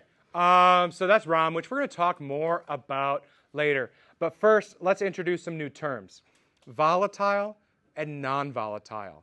Volatile means, excuse me, that if it loses power, it loses the contents. So if some data is on there, like a file, and it's powered off, it won't be saved. The data is gone forever. Hoo-yah? Non-volatile means if it loses power, it will still be there. So for example, storage is non-volatile, right? Because you save something to your hard disk drive, to your storage, you can power off your computer, it's still there, right? It's non-volatile. However, RAM is volatile. So RAM, random access memory, our memory is volatile. Whatever's in our temporary working storage, that memory, when our computer turns off, loses power, it comes back on, it's gone. However, ROM is non-volatile. So if ROM is non-volatile, what does that mean? It is safe. It's still there if it powers off. Huya? Chief. So, to kind of get better into the gaming, I want y'all to relate it to this, right? When you install a game on a PC, right, for example, you load your CD into the tray and you install the entire game in its entirety, right?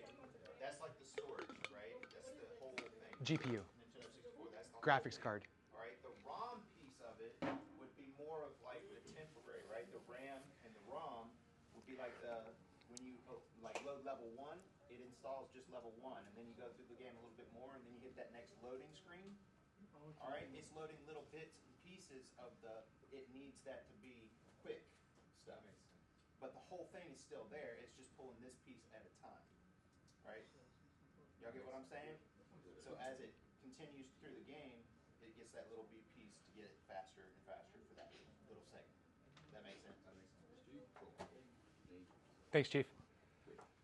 All right, moving on, we're going to deep dive into the different types of ROM is what I believe is next. It is. Look at that. All right. So we're going to talk about the different types of ROM chips, read-only memory, those commonly used instruction sets. The difference between these types of chips is manufacturing, when the data is written onto the chip, and if data can be rewritten. So we're going to start with the original, which is ROM, read-only memory. So when it was manufactured, data was written to it. And that was it. If you needed to upgrade this chip, upgrade or update the information, you would have to remove that chip from your motherboard and resolder on a new chip, a new ROM chip. Pretty easy, right? Most users today could do that? No, probably not, right? So let's see what's next, which is PROM, which stands for Programmable Read-Only Memory, not the dance you go to in high school. So it's manufactured, right? But after it's manufactured, that's when data is written to it. So the manufacturer produces this chip as blank. So they manufacture it out of the factory, it's blank, and then data is written onto it after the fact, and it's written on there one time. Versus ROM, right, is manufactured and data is written onto it then. PROM, manufactured blank, and then data is written to it. But the same thing. If you want to upgrade or update the information on this chip, you've got to remove it and solder on a new one.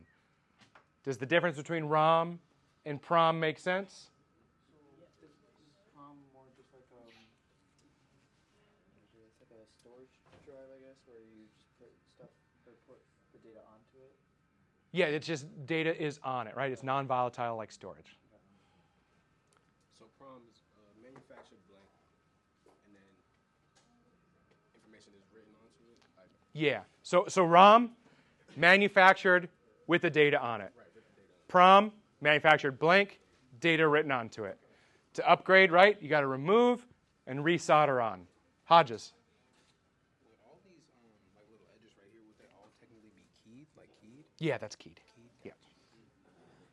All right, next we have EEPROM, which stands for Erasable Programmable Read-Only Memory. Same thing here, right? It's manufactured, then the data is written onto it. However, the data that's on this can now be erased using an ultraviolet light. This can either be done on purpose or accidentally. However, this does use a transparent quartz crystal, so it can't be done all the time. It can only be done a few times. So it's not a permanent solution, but hey, now you can potentially update that information. What we use today is called EEPROM, Electronically Erasable Programmable Read-Only Memory. Each one, we're just adding an additional word onto it.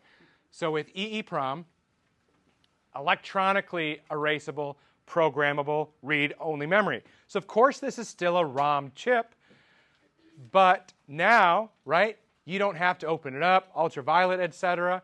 You can electronically, using software, update the data on this chip. Now, we've been talking a lot about hardware, and we've passed around hardware, motherboard, CPU, power supply. But logically, Chavez, the opposite side of hardware, where the human's interacting on the computer, what's that called? That starts with an S. Software, very good. Software that we're going to talk about, like the operating system, applications, etc. However, the software that we put on the ROM chips, we commonly refer to as firmware. So that firmware on those chips, those commonly used instructions. Now, when we're updating the firmware, which is like the software on there, when we update it on a ROM chip, we call it flashing it. So, for example, if I wanted to update what's on my BIOS or my UEFI ROM chip, that would be flashing the BIOS, updating the data on that chip. And these are not very common things that are done, but I'm sure you will do it at some time in your life. Huya? What questions do we have? Chavez. For your last example, is it like me updating my NVIDIA chip to like the newest? Exactly. For my games and stuff? Yeah, updating the firmware on there. You're flashing that, you're updating that software, that firmware on there. Good to go? Back here. Let's go back to EEPROM. EEPROM, electronic, erasable programmable read-only memory. Can be erased with ultraviolet light. It's got that transparent quartz crystal. Grace. So on the motherboard, like we have nothing to do with that. That's already programmed, but like programmed by like who? With all the bus, like so all the buses and stuff. Like that's already. Who made that? So who put the buses there? Yeah. So that's a great question, right? So this is chapter 1, right? So even people that would eventually be designing it, right? You've got to understand how all this stuff interacts and works together. So before we can talk about more advanced stuff, we just got to know generically, like, oh, this is left, this is right, this is ROM, this is storage. So they would start here, and that's engineers, designers, manufacturers, etc. But for us, right, as ITs, we want to know this so we can troubleshoot. We know how a computer works, but not on the level of the engineer level. Does that work for you, Grace? Okay. So with like the earlier versions of ROM, you'd have to solder on like new programming. Correct. The EEPROM, would you be able to just do that from like the computer? Yeah, with software. It's called like flashing the BIOS, flashing that firmware. That's updating it. It's now digitally, right, using software electronically, doing the same thing as updating that software instead of removing a chip and soldering on a new one. You have to be still very careful doing it. Correct. Yeah, these are all memory chips. Yeah. Read-only memory, random access memory. Martin? The E ones, you don't have to take them out. You just do it through the system. Correct. Yeah. Question back here. What environment is EEPROM used in? So just think about technology evolving, right? So we had ROM, PROM, EEPROM. Now everything is EEPROM. Correct, yeah. And coffee. Say something went wrong when you were flashing your BIOS. Let's lock it up, everybody. Say something went wrong when you were flashing your BIOS. That would mean like your whole motherboard's pretty much toast, right? Like, You want to be very careful when doing it, right? You could cause a lot of damage. there's not like any way you can go back and fix that. Once you can't. You could put a new chip on it. Yeah. You want to be careful. That's why we'll do backups, which we'll talk about later, and we're learning the basics, right? And then we'll learn about that stuff. Great questions. One more or another question. So, for like when they're building the computers and all that, is there any computer that would use the previously used, or is there only ever going to be used? No, that'd be like buying a new iPhone, and it only supports 2G. Like, oh, the iPhone 18 came out, 3G. Right? You wouldn't buy something new and the technology go backwards. That work for you? Okay, good question. Great questions. Anything else? Over here. Oh, sorry, EEPROM she wanted. There you go. Good? Okay.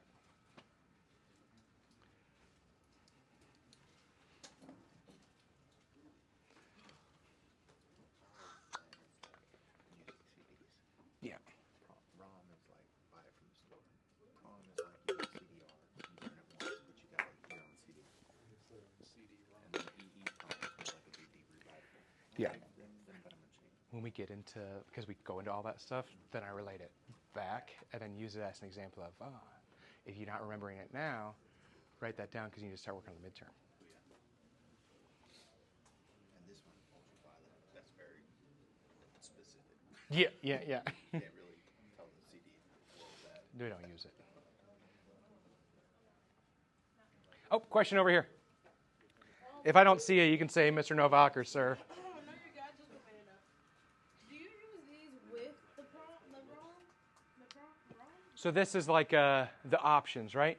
Like when you buy an iPhone or you can buy a CD or DVD, Blu-ray, right? Or you could buy an iPhone 14, an iPhone SE. Like you get to choose, right? But for these, right, we're kind of just talking about the history of the ROM chips. What's used nowadays is just EEPROM and everything. Is the evolution of that technology. Okay. Yeah, you could still use some of those, and maybe in some motherboards they would, but for most it's going to be EEPROM. And some instruction sets on the computer will be the various chips. Do you have multiple, or just like one? You will, right? Just like how we compared it to common things that you do. You'd have like a chip for breathing, so you commonly breathe. You'd have one for walking and things like that. So we've got one for booting up the computer. We've got one for different common sets of instructions. Oh, okay. Just out of curiosity, how would the process of erasing content from the EEPROM work? Because it says it's supposed to have like the ultraviolet light, but is that like is that done internally through the computer? Or do you have to, like, You'd have to expose it, open it up and expose it. Do you have to expose the computer like to figure out which type of ROM it is? Or can you like go into the computer and it says? These are going to be on your motherboard, right? So when you purchase it, so commonly for you, right, it's going to be EEPROM. Okay. Typical user, you don't need to worry about it. You've got EEPROM to flash your BIOS, to update your firmware and things like that. Does that work for you? Yeah. Okay. Anything else? Good with EEPROM? Okay. And let's move on to types of RAM. So we talked about ROM, which is non-volatile. RAM is volatile, which means when it loses power, it loses its data, loses its contents. So there's a lot more here. So we're going to start with DRAM, or dynamic RAM. So this is older. This is from the 1990s. This is used for your main memory. So the way that we're going to compare and contrast these is how it utilizes energy, right, for efficiency, and the frequency in which it operates at. So DRAM gradually discharges energy. So that way the RAM, or DRAM, is constantly refreshed. Because with RAM, it's volatile. If it doesn't have power, it loses its contents. It loses the data. So DRAM, right, it just gradually giving off power, so it's still alive. It still has that data in it. Easy day?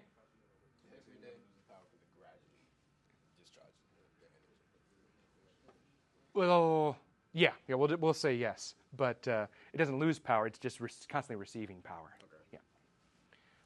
I'll give you a little bit to write it down.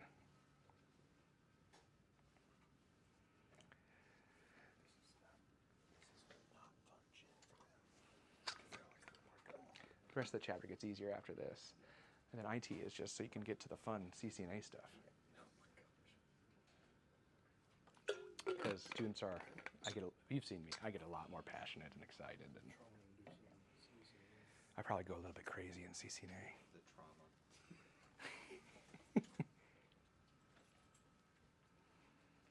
But I'll teach ITE all day if I get to teach CCNA.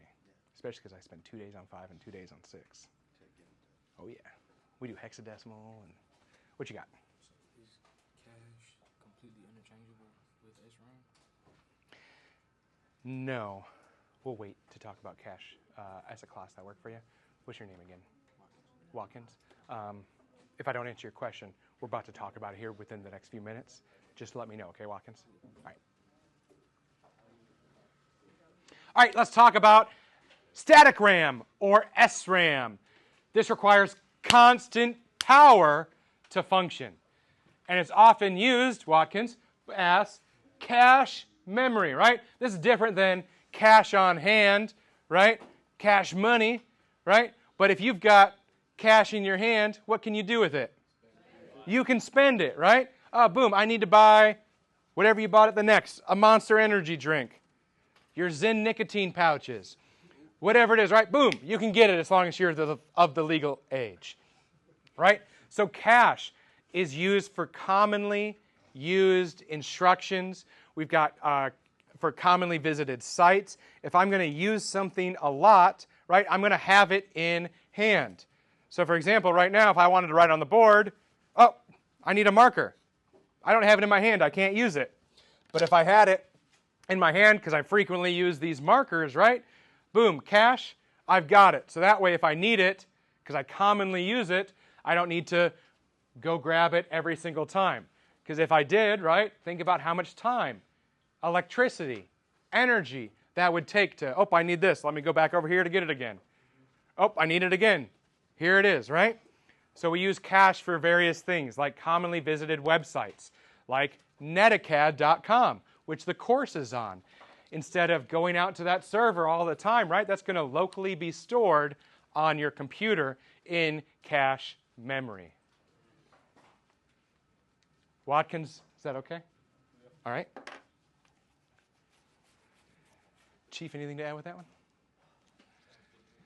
All right, so SRAM, often used for cache memory. Uses less power but requires constant power.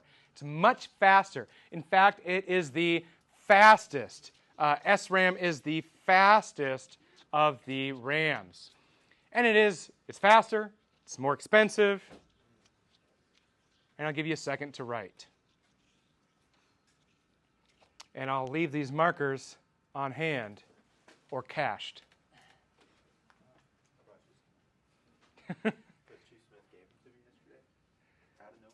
Oh, markers? Yeah. Oh, I owe him some markers.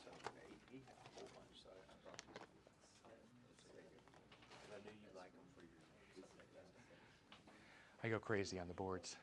And then you link this back to when you get to ITEs, dynamic versus static. Yeah, yep. You can kind of see what I'm doing. Yep. All right, next we've got SDRAM, which stands for static DRAM. All right, so this operates in synchronization with the memory bus. Now, we've already talked about buses. Who remembers what a bus is? Right here. The lines on the motherboard. We're going to say the wires on the motherboard, though, right? So the wires on the motherboard that connect point A to point B. So when we're saying the memory bus, we're talking about the memory, the RAM, right, on the motherboard, those buses that go from the memory module slots to various places on the motherboard. So it operates in synchronization with those buses. So because of that, it can operate in parallel or overlapping instructions, right? Parallel means side by side, right? It's not singular, just one set of instructions now, but it can do two, right? Right next to each other. So one is going to be for read, to read the data, and the other is going to be for writing the data, right? Sending, receiving, reading something versus writing it. So I see a lot of you all taking notes right now, right? You can read the data on your screen, right? That's receiving data. And then when you're writing it down on your paper, that's transmitting data or writing it, right, onto storage or memory, etc. So in parallel, what you can do is you can process a read before a write has been completed. So that'd be like you writing down notes, right? And before that's done, you're reading the next sentence so you know to keep writing. Does that make sense to everyone? Okay. And because of this, it has higher transfer rates. It's more efficient. I like that one.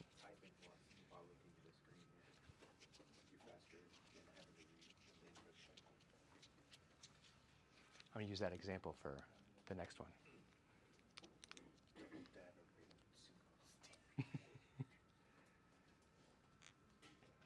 Looks like we still need more time?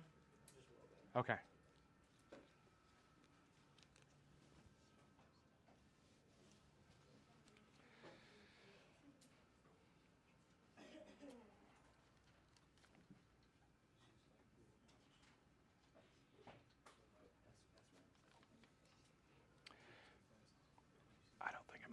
these pauses out. It's going to take too much time. Voice and video, yeah.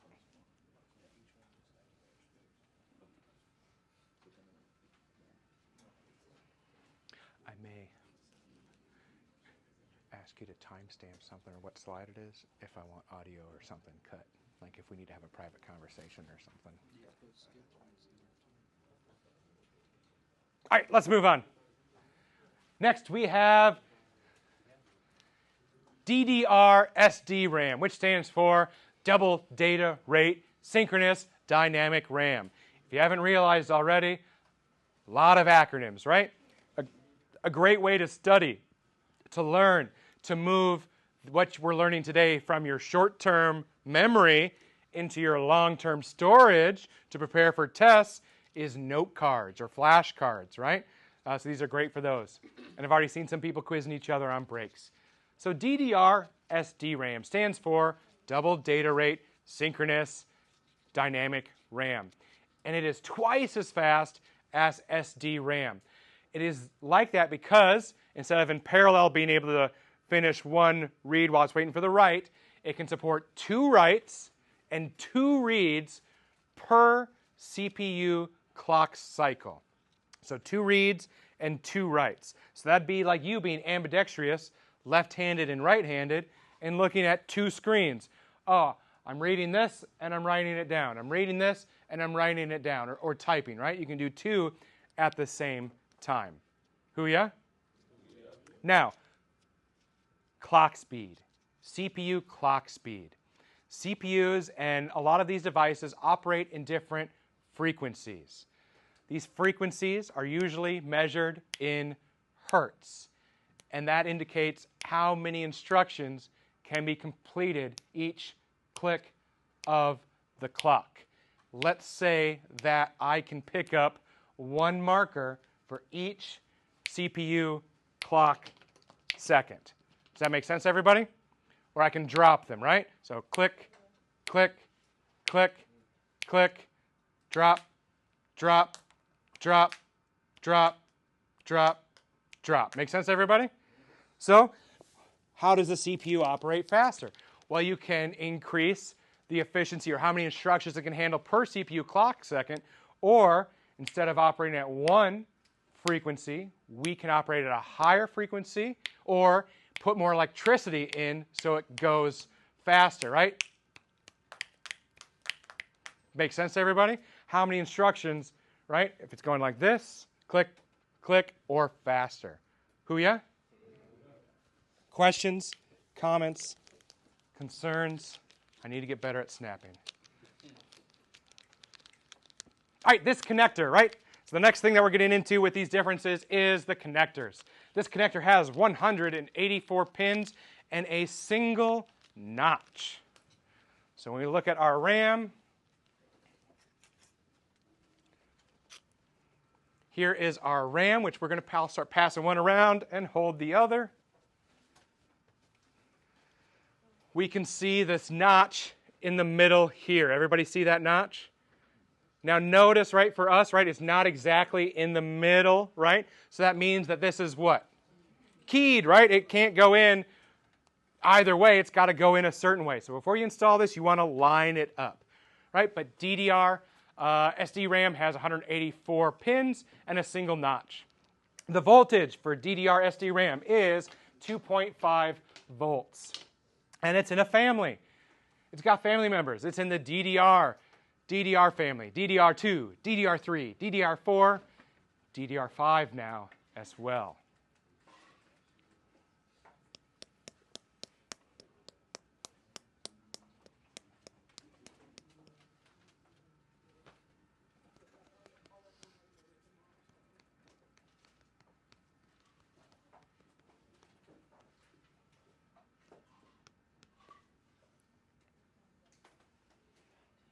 All right, let's move on to DDR2. Right, same family. Now this is twice as fast as SDRAM. Part of that comes from it's running at a higher clock speed. Very good. So 533 megahertz versus DDR at 200 megahertz. So it's over twice the frequency. It increases performance. It's faster because it decreases noise and crosstalk between wires. So right now, I'm speaking, right? I hear a little bit of chit-chat, right? But the more chit-chat and side conversations that are happening, is it easier or more difficult for other students to hear? More difficult, right? So we can think of that, we can think of that kind of as noise, right? This background stuff. How consistent is that, right? But if let's say I was distracted and maybe I started talking softer or got emotional and started talking loudly, right? Oh, it might be difficult for you to get a constant signal, right? So noise, right? We want a constant thing here instead of these fluctuations from the transmitter. Crosstalk is that what we were talking about before with these side conversations. Let's say I've got a conversation going here and someone's got another cross conversation here. It's hard to hear. And the way that we eliminate crosstalk is the same way that noise cancellation works. So noise cancellation, you've got microphones on the outside, right? They listen to that frequency, they invert it 180 degrees and flip that signal in, which cancels it out, that crosstalk, or eliminates it. So that's DDR2 helps improve the performance through those ways. Instead of 184 pins, who remembers what DDR was? Was it 184 or was it 188? 184. Okay. So this has 240 pins, and instead of 2.5 volts, this is a lower voltage of 1.8. Even though it's using less electricity, it's faster, right? And that's the trend here, right? Lower frequencies, faster speed. And now because it's using a lower voltage, what happens about the heat? Produces less heat, right? So it can be more efficient. It can do more. Easy day? More time to write? All right. Some RAM has like lights and RGB on it, so that would obviously have like more voltage. Would that make it slower, or would that not affect it? Depends on how it's set up. It really is unnecessary. So your computer in general is going to be less efficient and just more showy then. So it depends. If it's using like the pins and stuff from here to do that, then yeah, it's going to be less efficient.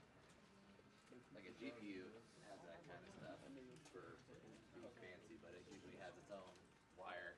Like the auxiliary power, so that way, I'm not interfering with the performance. Like, why buy a V8 when, I don't know. I got an example. That goes to power someone else's car that you're not even going to use. All right, DDR3. DDR3, synchronous dynamic RAM, this expands the bandwidth or the capability by doubling the clock rates. Instead of the clock rate going, it goes twice as fast. It's even less power than DDR2 at 1.5 volts, which generates less heat. But now your clock speed is 800 megahertz. Of course, right? Because our clock rate is higher, right? So that clock speed, the megahertz, that frequency is going to be more. And this one has 240 pins.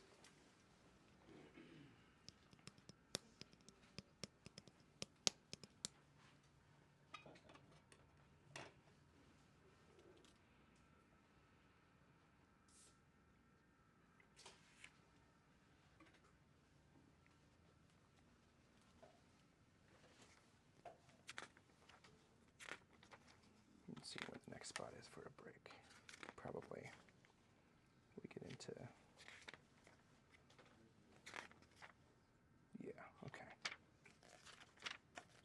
Once you finish the types of RAM, then it's going to be the DIMM versus SODIMM versus. Yeah, I think I'm just going to wait till I get into storage.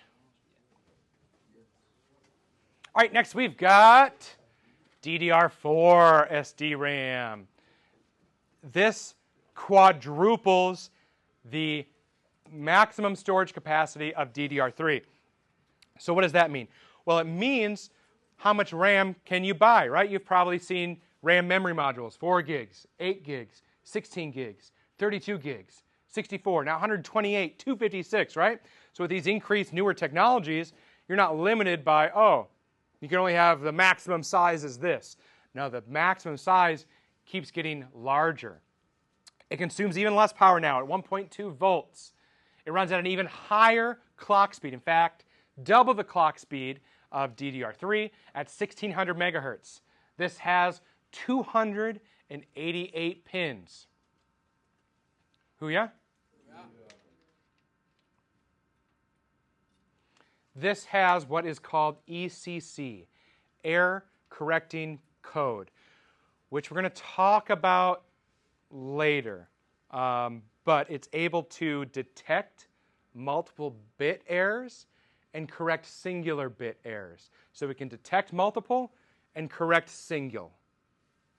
And that's ECC, Error Correcting Code.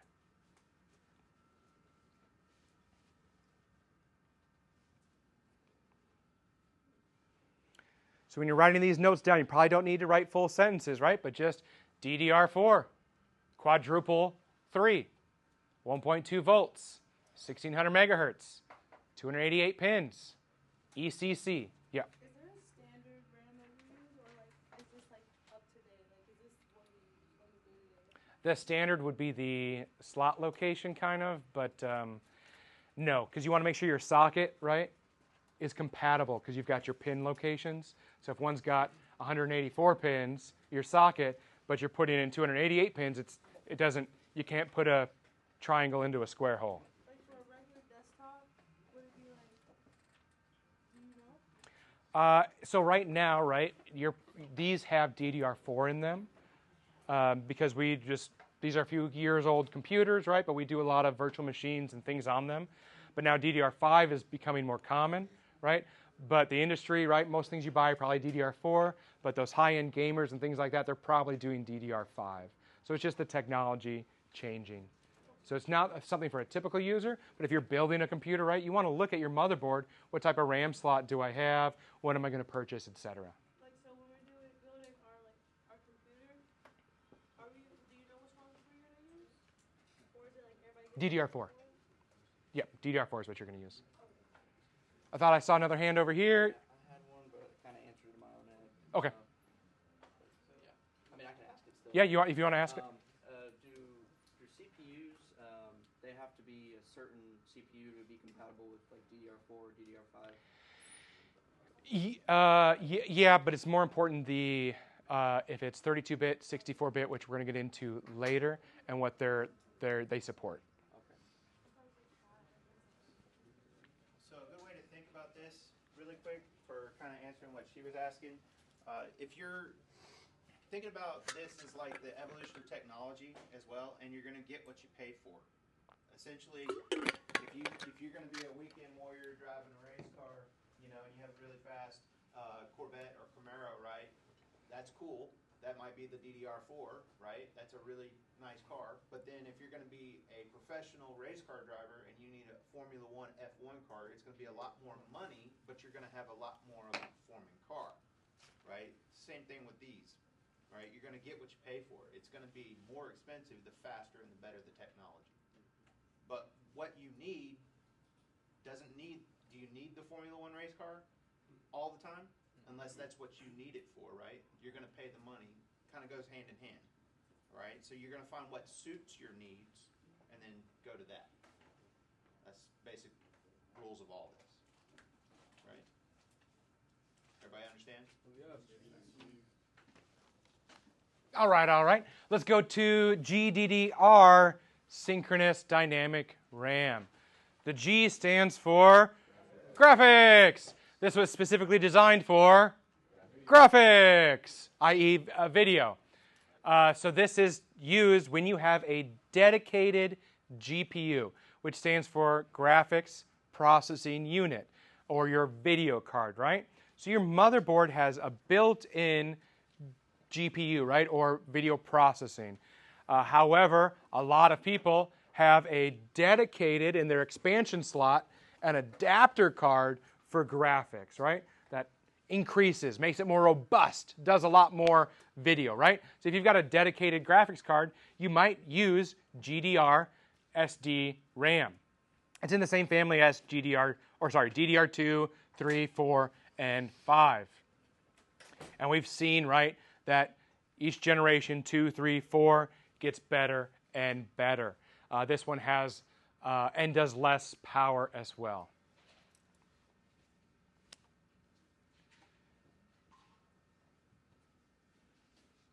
So graphics is the big thing there.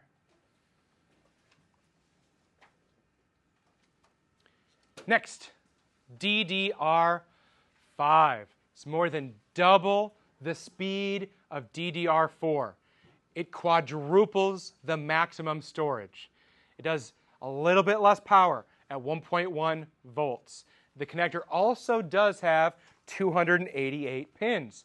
So if you wanted to, like Chief was saying, go from a Corvette to that Formula One car, right? You can, because the socket's the same, right? You don't need to update your motherboard.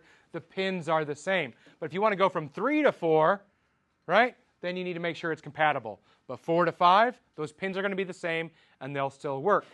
DDR4 has 1.2 volts. DDR5 has 1.1.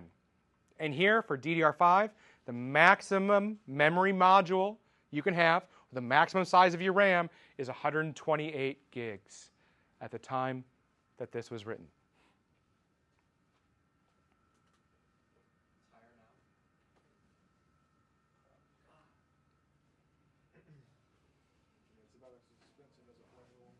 Yeah, you can spend $100,000 on a computer these days. Yeah.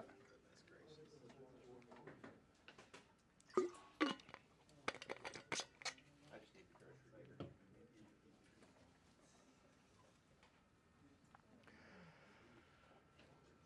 We're going to do a little bit more before our next break. So next is 1.2.5.4, our memory modules. So the form factor that these can be in. But first, scroll up. Yep, we'll give you another second.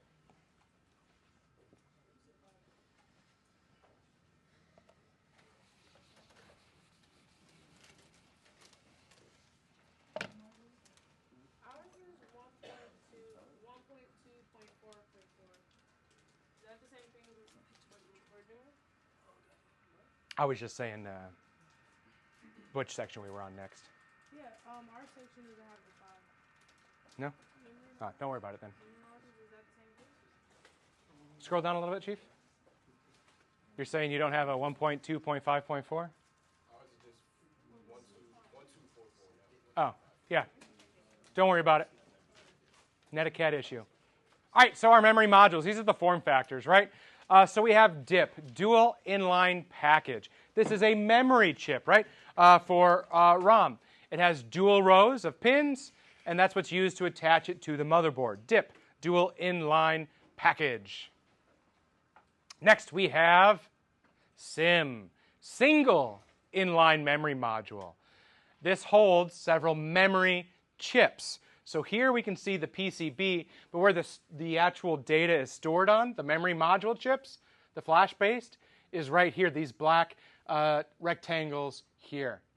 These SIM modules can be 30 pin or 72 pins. These are going to be used for memory. Our DIP is going to be used for ROM, which is still memory. SIM is more for RAM. And next we have DIM.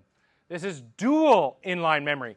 The difference between SIM and DIM is, well, the memory modules with SIM are just on one side. With DIM, they are on both sides. So here, if we look at our memory module chip, SIM would just have the memory on one side, but this one has it on both, which would make it what? Dual, which the acronym is DIM, right? So we'll pass this around again just to emphasize that point and the difference. And finally, we have SODIMM, which is used in laptops. Same thing, right? Small outline, dual inline memory module. So that means it's got the memory module on both sides, 72 pin or 100 pins. all the way up to 204, 260 pins, but these are used in laptops. So these are for laptops. The reason for that, right? Laptops worry more about power, conserving or saving power, right? So of course they're going to have a little bit different form factor. Now, nowadays, right, what's happening is that memory is being soldered on to that chip for proprietary companies, Apple, HP, Dell, etc. Easy day? All right, moving on. Next we have single-sided, double-sided, and multi-channel. I think we already talked about that. Yep, all right, so moving on. Cache memory. We've talked about cache, right? Which RAM module is commonly used as cache and is the fastest? SRAM, static RAM, very good, right? So cache memory here, we're talking about the location where it physically is, right? So we've got L1 cache. This is your internal cache. It's integrated into the CPU. L2 is external cache. So instead of being with and on the motherboard, it's outside the motherboard. It's near, the CPU. It's near the CPU, right? Because cache, we want to have it on hand and use it.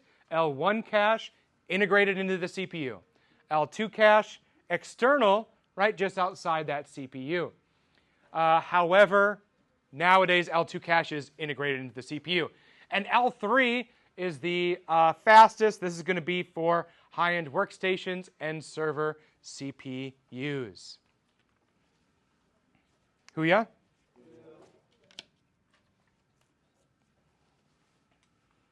All right, now we're going to talk about errors. Errors happen all the time. Bits, that is a 1 or a 0, we're going to learn about later on. That's how computers work. These are happening very, very quickly. So they want to be able to check for errors. Well, if you're not checking for errors, well, that's not very fun, right? That's like not going to a party. Or non-parity, which means it does not check for errors in memory. Non-parity, no party. Non-parity, no party, no fun. Doesn't check for errors. Parity does check for errors. Remember, these are errors in memory. So what this does, it has 8 bits for data and 1 bit dedicated to error checking. That individual bit used for error checking is called the parity bit. So for every 8 bits of data, 1 for error detecting. And that's called a parity bit. And we already mentioned ECC. Does anyone remember what ECC stands for? Error correcting code. So it can detect and correct. It can detect multiple bits, but it can correct single bit errors. So it can detect multiple bits of errors, but it can only correct single bit errors. We remember that from earlier? All right, all right, all right. Matthew McConaughey, probably.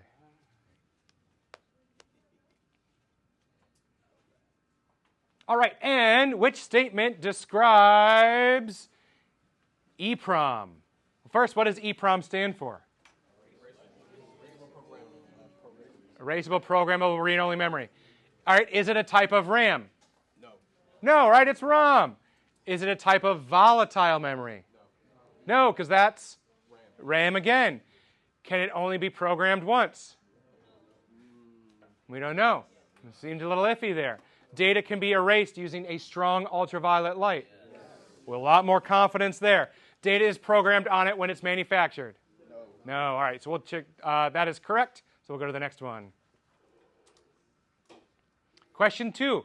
A user complains that the computer is running very slowly. What could help speed it up? Add more RAM. Why not ROM? Completely different thing, right? So adding more RAM, right? That's how much you can temporarily store before it goes to your brain, right? So think about, how much can I store, right, and send back and forth to the brain? Is it just a little bit or a lot, right? That's gonna speed up your computer. Hoo-yah. And another question. Which RAM in the group provides the fastest performance? SRAM, which stands for? Static RAM. And the key thing, right, that's commonly used for? Cache. Very good. All right, true or false? ECC, or error correcting code, memory, can correct multiple bit errors. False. Why is it false? You all said it, right? It can detect multiple bits, but it can correct single bits. Very good. Which memory module can support both 32-bit and 64-bit transfers of data, which we didn't talk about? SODIMM.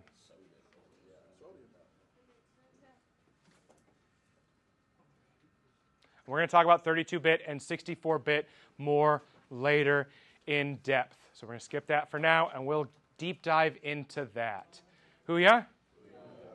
We want a break or we want to keep going? Break. All right. All right. 1.2.7, adapter cards and expansion slots. Expansion slots, right? Those are the slots that adapter cards are going to go into to provide additional capabilities.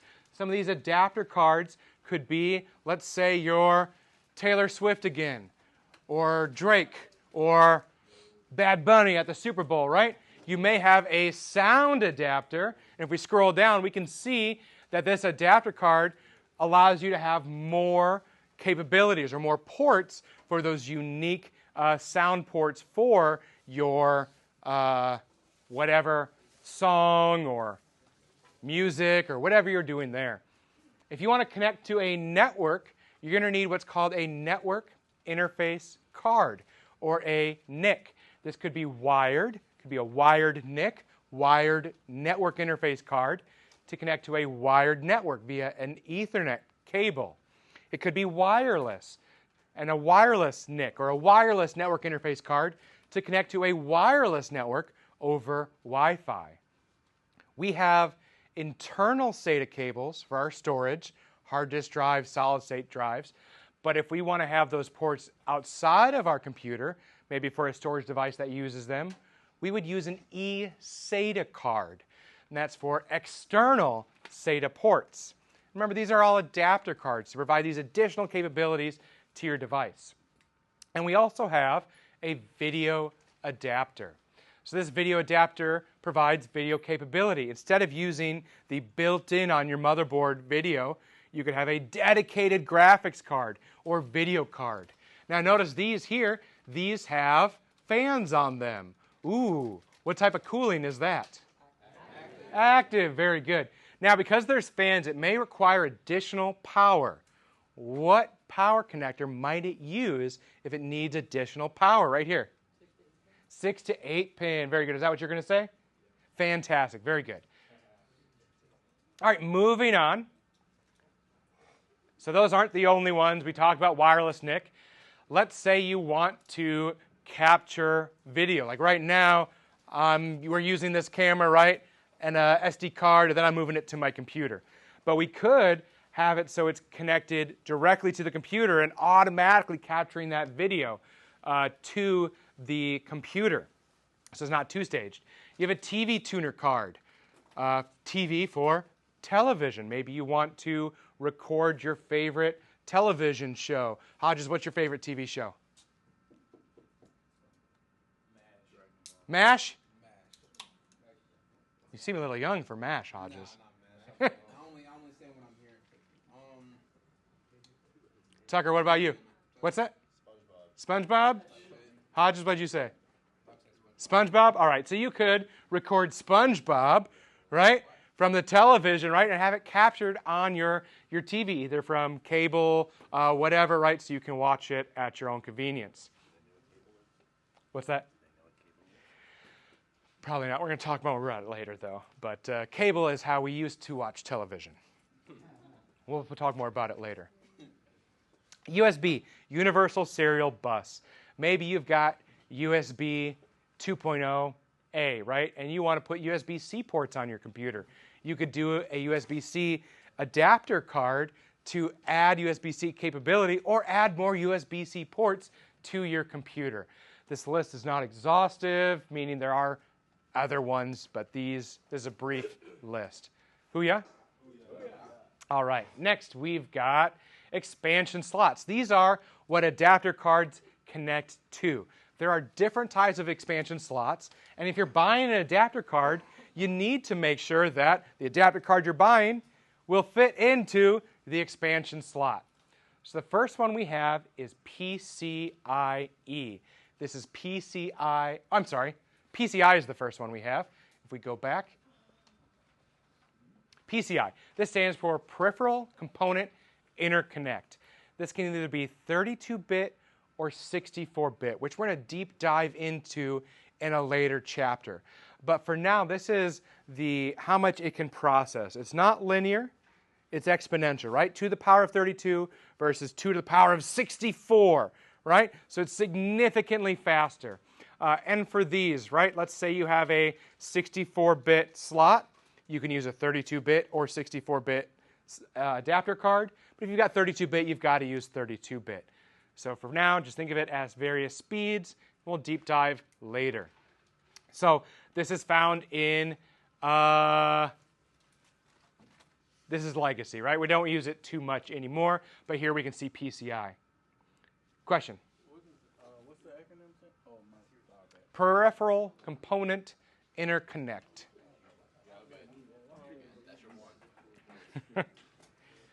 No, you're good, because you know what someone else is probably thinking right now? Oh, shoot, I don't know what it stands for either. Let me write that down. You helped somebody else, so good job. All right, next we have PCI, mini PCI. So this is a smaller form factor of PCI, and this is for laptops. And it has different sub-form factors, Type 1, Type 2, and Type 3. And again, this is for laptops, smaller version. Next, we have PCI-X. This stands for PCI Extended. PCI Extended. This is an updated version. It's 32-bit, but it has higher bandwidth than PCI, which is how much throughput, or think about the size of a road, right? Bandwidth is, you got a single lane road or a highway, right? How much is it capable of doing? It can operate up to 4 times faster than PCI. However, this also has now been considered obsolete or legacy. So PCI-X stands for PCI Extended, not to be confused with PCIe, which stands for Express. Now, PCI-X was 32-bit. This is compatible with 32-bit, but it also can do parallel 64-bit. It does have a different physical interface, and this has different sizes.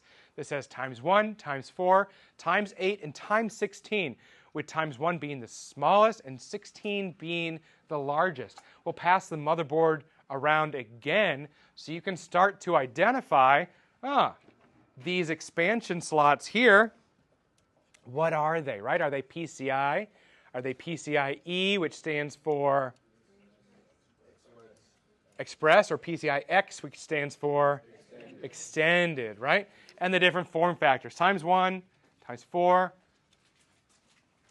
all the way up to 16.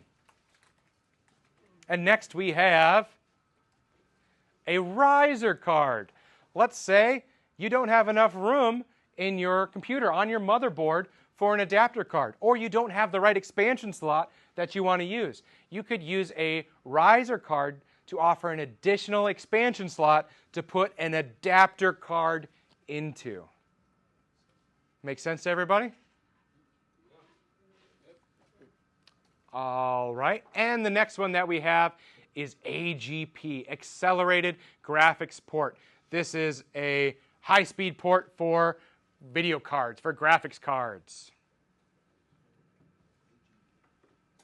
And that's all of our expansion slots. Here we have the PCIe versions, 2, 3, 4, and 5.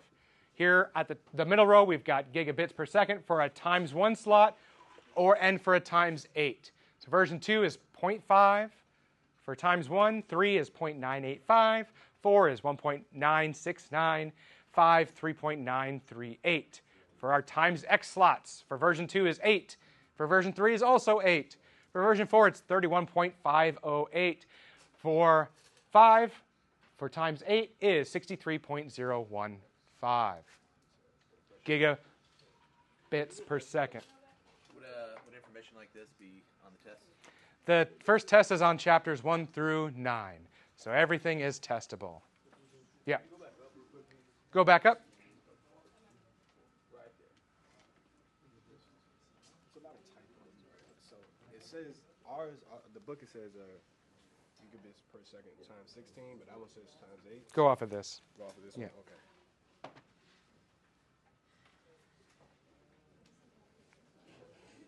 There is a typo for the times 8 version 3. It's what, 15? Times 6 is. Yeah. So, Oh, never mind. Yeah. So the numbers are correct. It's just what it. That's times 16. We did 1 and 8. Yeah, you're good.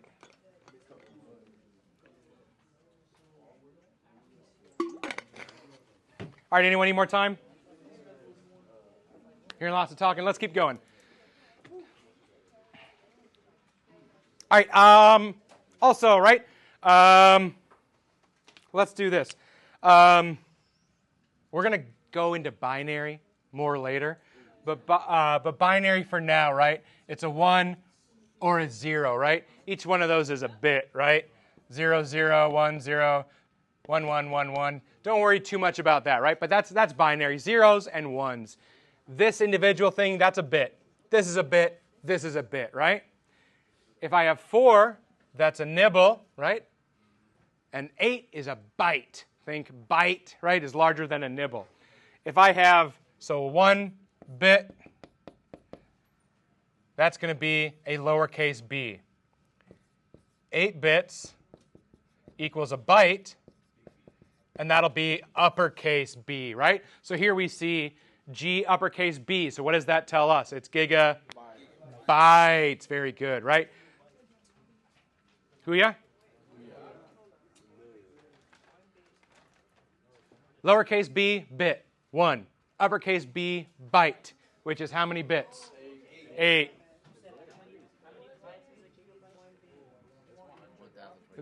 Well, yeah, 1024, actually, yeah. Yeah, we're going to get into that in later chapters. All right, moving on. Let's see what we know. Which expansion slot has times 1, times 4, times 8, and times 16 slots?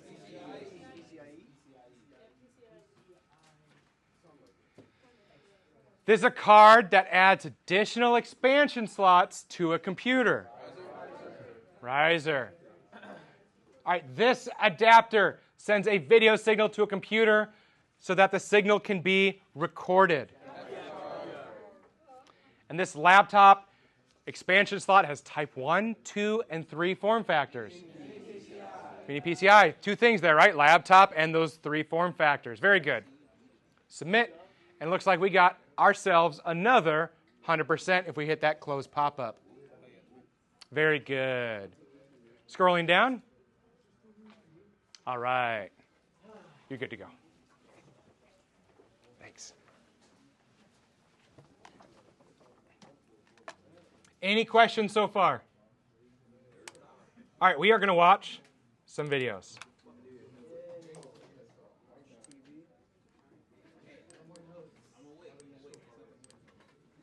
Imagine every picture you took over the past year, all saved within the area of a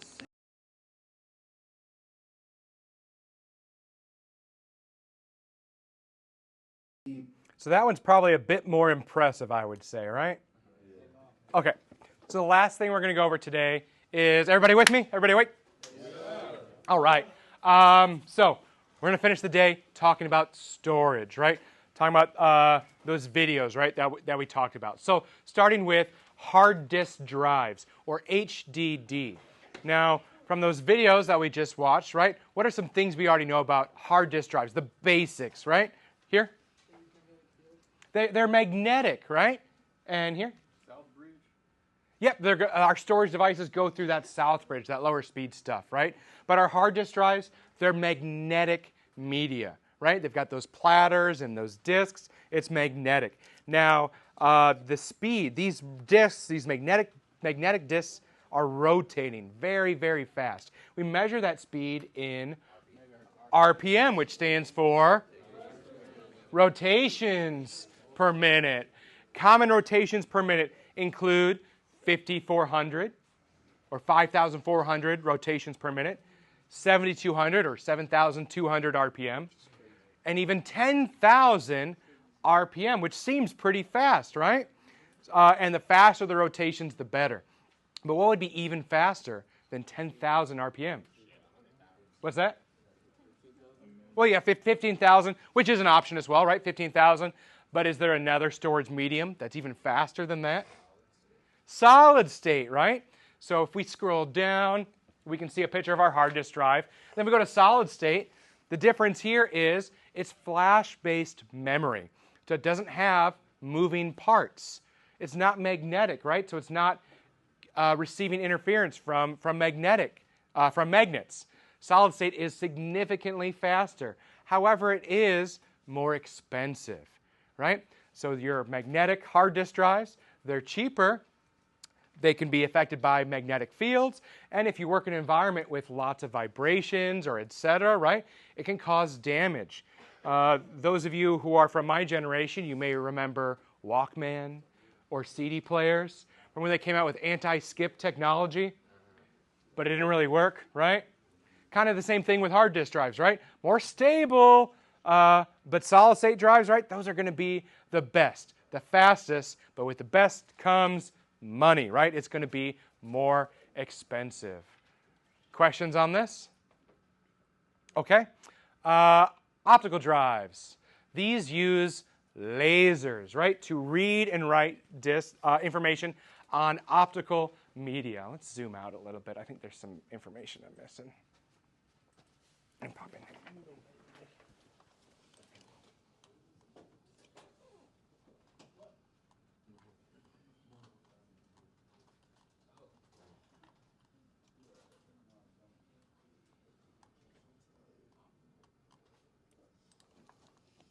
I want to talk about that and then move on. So optical drives, right? Those use those lasers to read and write on CDs, DVDs, Blu-rays using layers. Now, you probably don't call them optical drives. What do you all call them?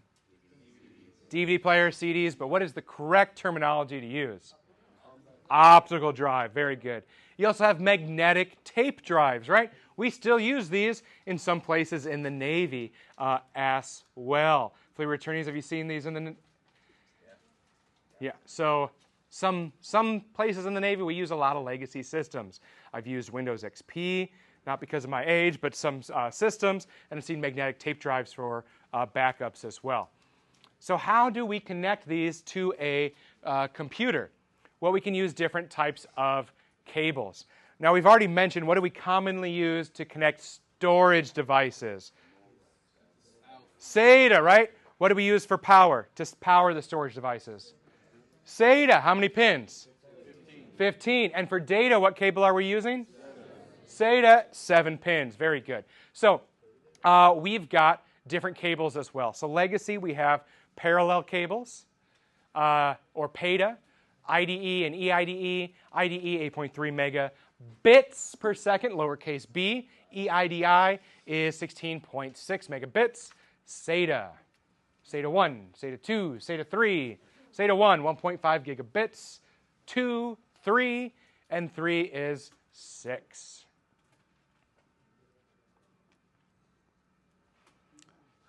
All right, we can scroll down now. So hard disk drives, we've already talked about those. But what we haven't talked about is the form factors for those. So if we scroll down, what are the common speeds for a hard disk drive? Give me one. 5,400. Give me another one. 7,200. And then 10,000. And 15,000. Very good. But the form factors, right? The shape, the size, how much room does it take up? Well, you've got a 3.5-inch hard disk drive. You have a 2.5 and a 1 inch as well. Now, for a full-size tower, right, you may buy a hard disk drive that comes in a 1.8-inch form factor. But the slot that it goes into is 2.5 or 3.5. So you'll put it in a kind of a case that encloses it that allows it to slide into that slot. Hoo-yeah? Smaller device. What do you think a laptop is probably going to use? 1.8. Hoo-yeah? Any questions? All right, let's move on to solid-state drives or semiconductor storage. These are more expensive. Are there any moving parts? No, right? Excellent. So scrolling down, we've got a 2.5-inch drive, similar form factor that hard disk drives come in. They can also come in 1.8 as well. So this is what it looks like. And we can see here, what type of connector is this right here? SATA, right? How many pins do you think this one is? 15, which means it's power. And this is data, 7, right? We can see we need both of those, right? We need power and we need data. All right, scrolling down, here we can see the various form factors. Hoo-yeah? Awesome. Now, maybe you got some money, but you don't want to spend all the money on a solid-state drive. There is something in between. It's called a SSHD, solid-state hybrid disk.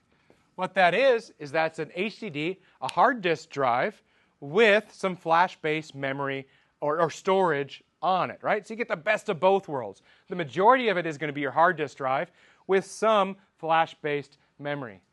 So what would you do? How would you decide what goes where?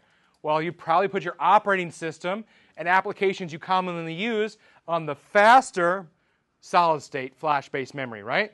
And then everything else, right, on the slower hard disk drive. Does that make sense to everyone? And this price point is going to be in between what two devices, do you think? Solid-state and HDD, right? It's going to be in between that price point there. Does that make sense to everybody?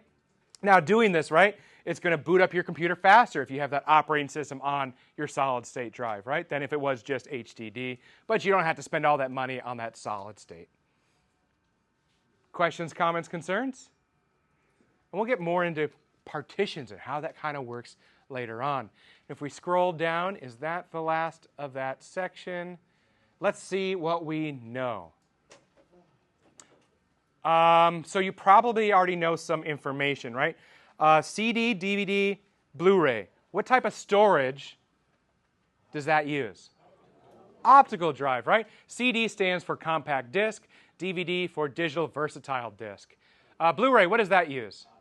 Optical. All right, DVD, what does that use? Optical. HDD is magnetic. Tape drive, magnetic. Flash drive, solid state. And our flash drive, thumb drive, is, we already said it, right? But it's solid state. Hoo-yeah? Either we're tired or we're thinking this is easy now? No? Okay. We're just tired, huh? Okay. All right, so now let's talk about optical storage devices. So here, that's a picture of an optical drive. We can see that it comes out and allows us to insert a CD, DVD, Blu-ray, whatever. And if we keep scrolling down, we can see CD stands for compact disc, digital versatile disc, BD is always shortened Blu-ray too. Now, we need to know the different types of CDs, DVDs, and Blu-rays. This can get a little convoluted. And maybe you've gone to the store before and like, oh, maybe I'll rip or make my own CD, but I'm seeing all these options. What do they mean? Well, let's start with CDs. There's 3 options. DVD, we've got 4 options, and Blu-ray, we've got 3. So with CD, we've got ROM. Ooh, we already know what ROM stands for. What's that? Read-only memory. So this is pre-recorded. Can you change it? No, right? That'd be like buying the latest, pick an artist. Grand Theft Auto, right? Can you change that? No, it came there, right? You can't rewrite that. CDR is recordable. it can be recorded to one time. Right? So whatever you put on there, right? That's it. It can just be recorded one time. Versus CD-RW, read, write, it can be recorded, erased, and re-recorded. That makes sense to everybody? So CD has ROM, R, and RW. Read only, R for write once, RW many times. Read, write, erase, write again. CD's max storage capacity is 700 megabytes because it's an uppercase B. Then we have DVD, digital versatile disk. We've got ROM, RAM, plus or minus R, plus or minus RW. So one more. So we've got ROM. ROM we know stands for? Read-only memory. So same thing as the CD, right? Whatever it comes to you as, right? Grand Theft Auto, or I guess it'd be a Grand Theft Auto movie in this situation, right? And that's it. You have RAM. This is rewritable media. It can be recorded, erased, and rewritten. Plus or minus R. This is the same thing as CD. R can be recorded one time. Then we have plus or minus RW. This can be recorded, erased, and re-recorded. Easy day? So what's the difference between that and RAM then? This is the updated one here. Yeah. This is just the newer one here. Question right here.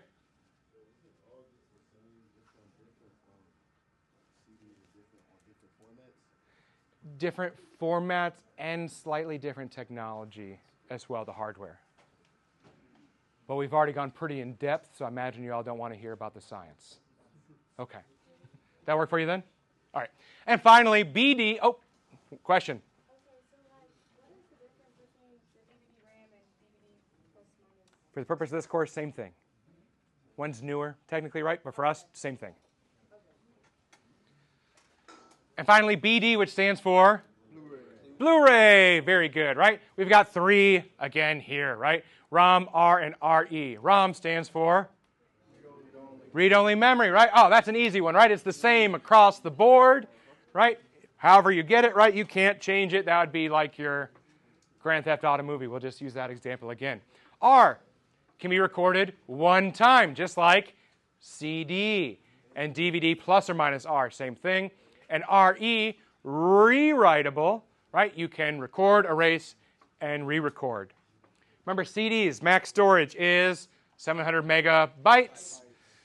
DVDs, they could be single or dual, right? Because there's two sides. Single layer, 4.7 gigs. Dual layer, 8.5.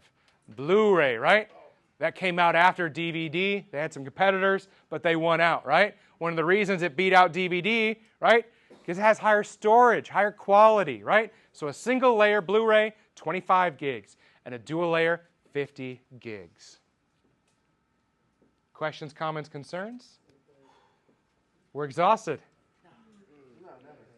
All right, let's scroll down. And let's check our understanding. Or do we need more time to write first? We're good? We think we know it? Let's find out. For CD, what is write once? Is it, we got plus or minus R, or R? Which one is it? Just R, all right. CD, write many.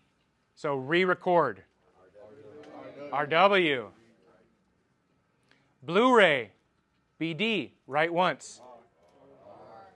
Well, we already used R. Is it plus or minus R, or R? BD for Blu-ray. We want plus or minus R? Minus R, okay. We sure? Okay. DVD, write once.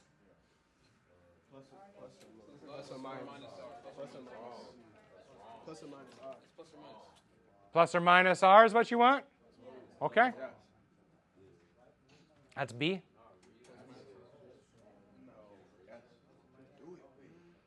Blu-ray, write mini. BD, write mini. What is it? Minus RE. Minus RE is what I heard. Okay. DVD, right, Mini? Plus or minus RW. And for all optical media, type pre-recorded audio, software, or data. Wait. Wait. What do we want to change? We fucked up somewhere.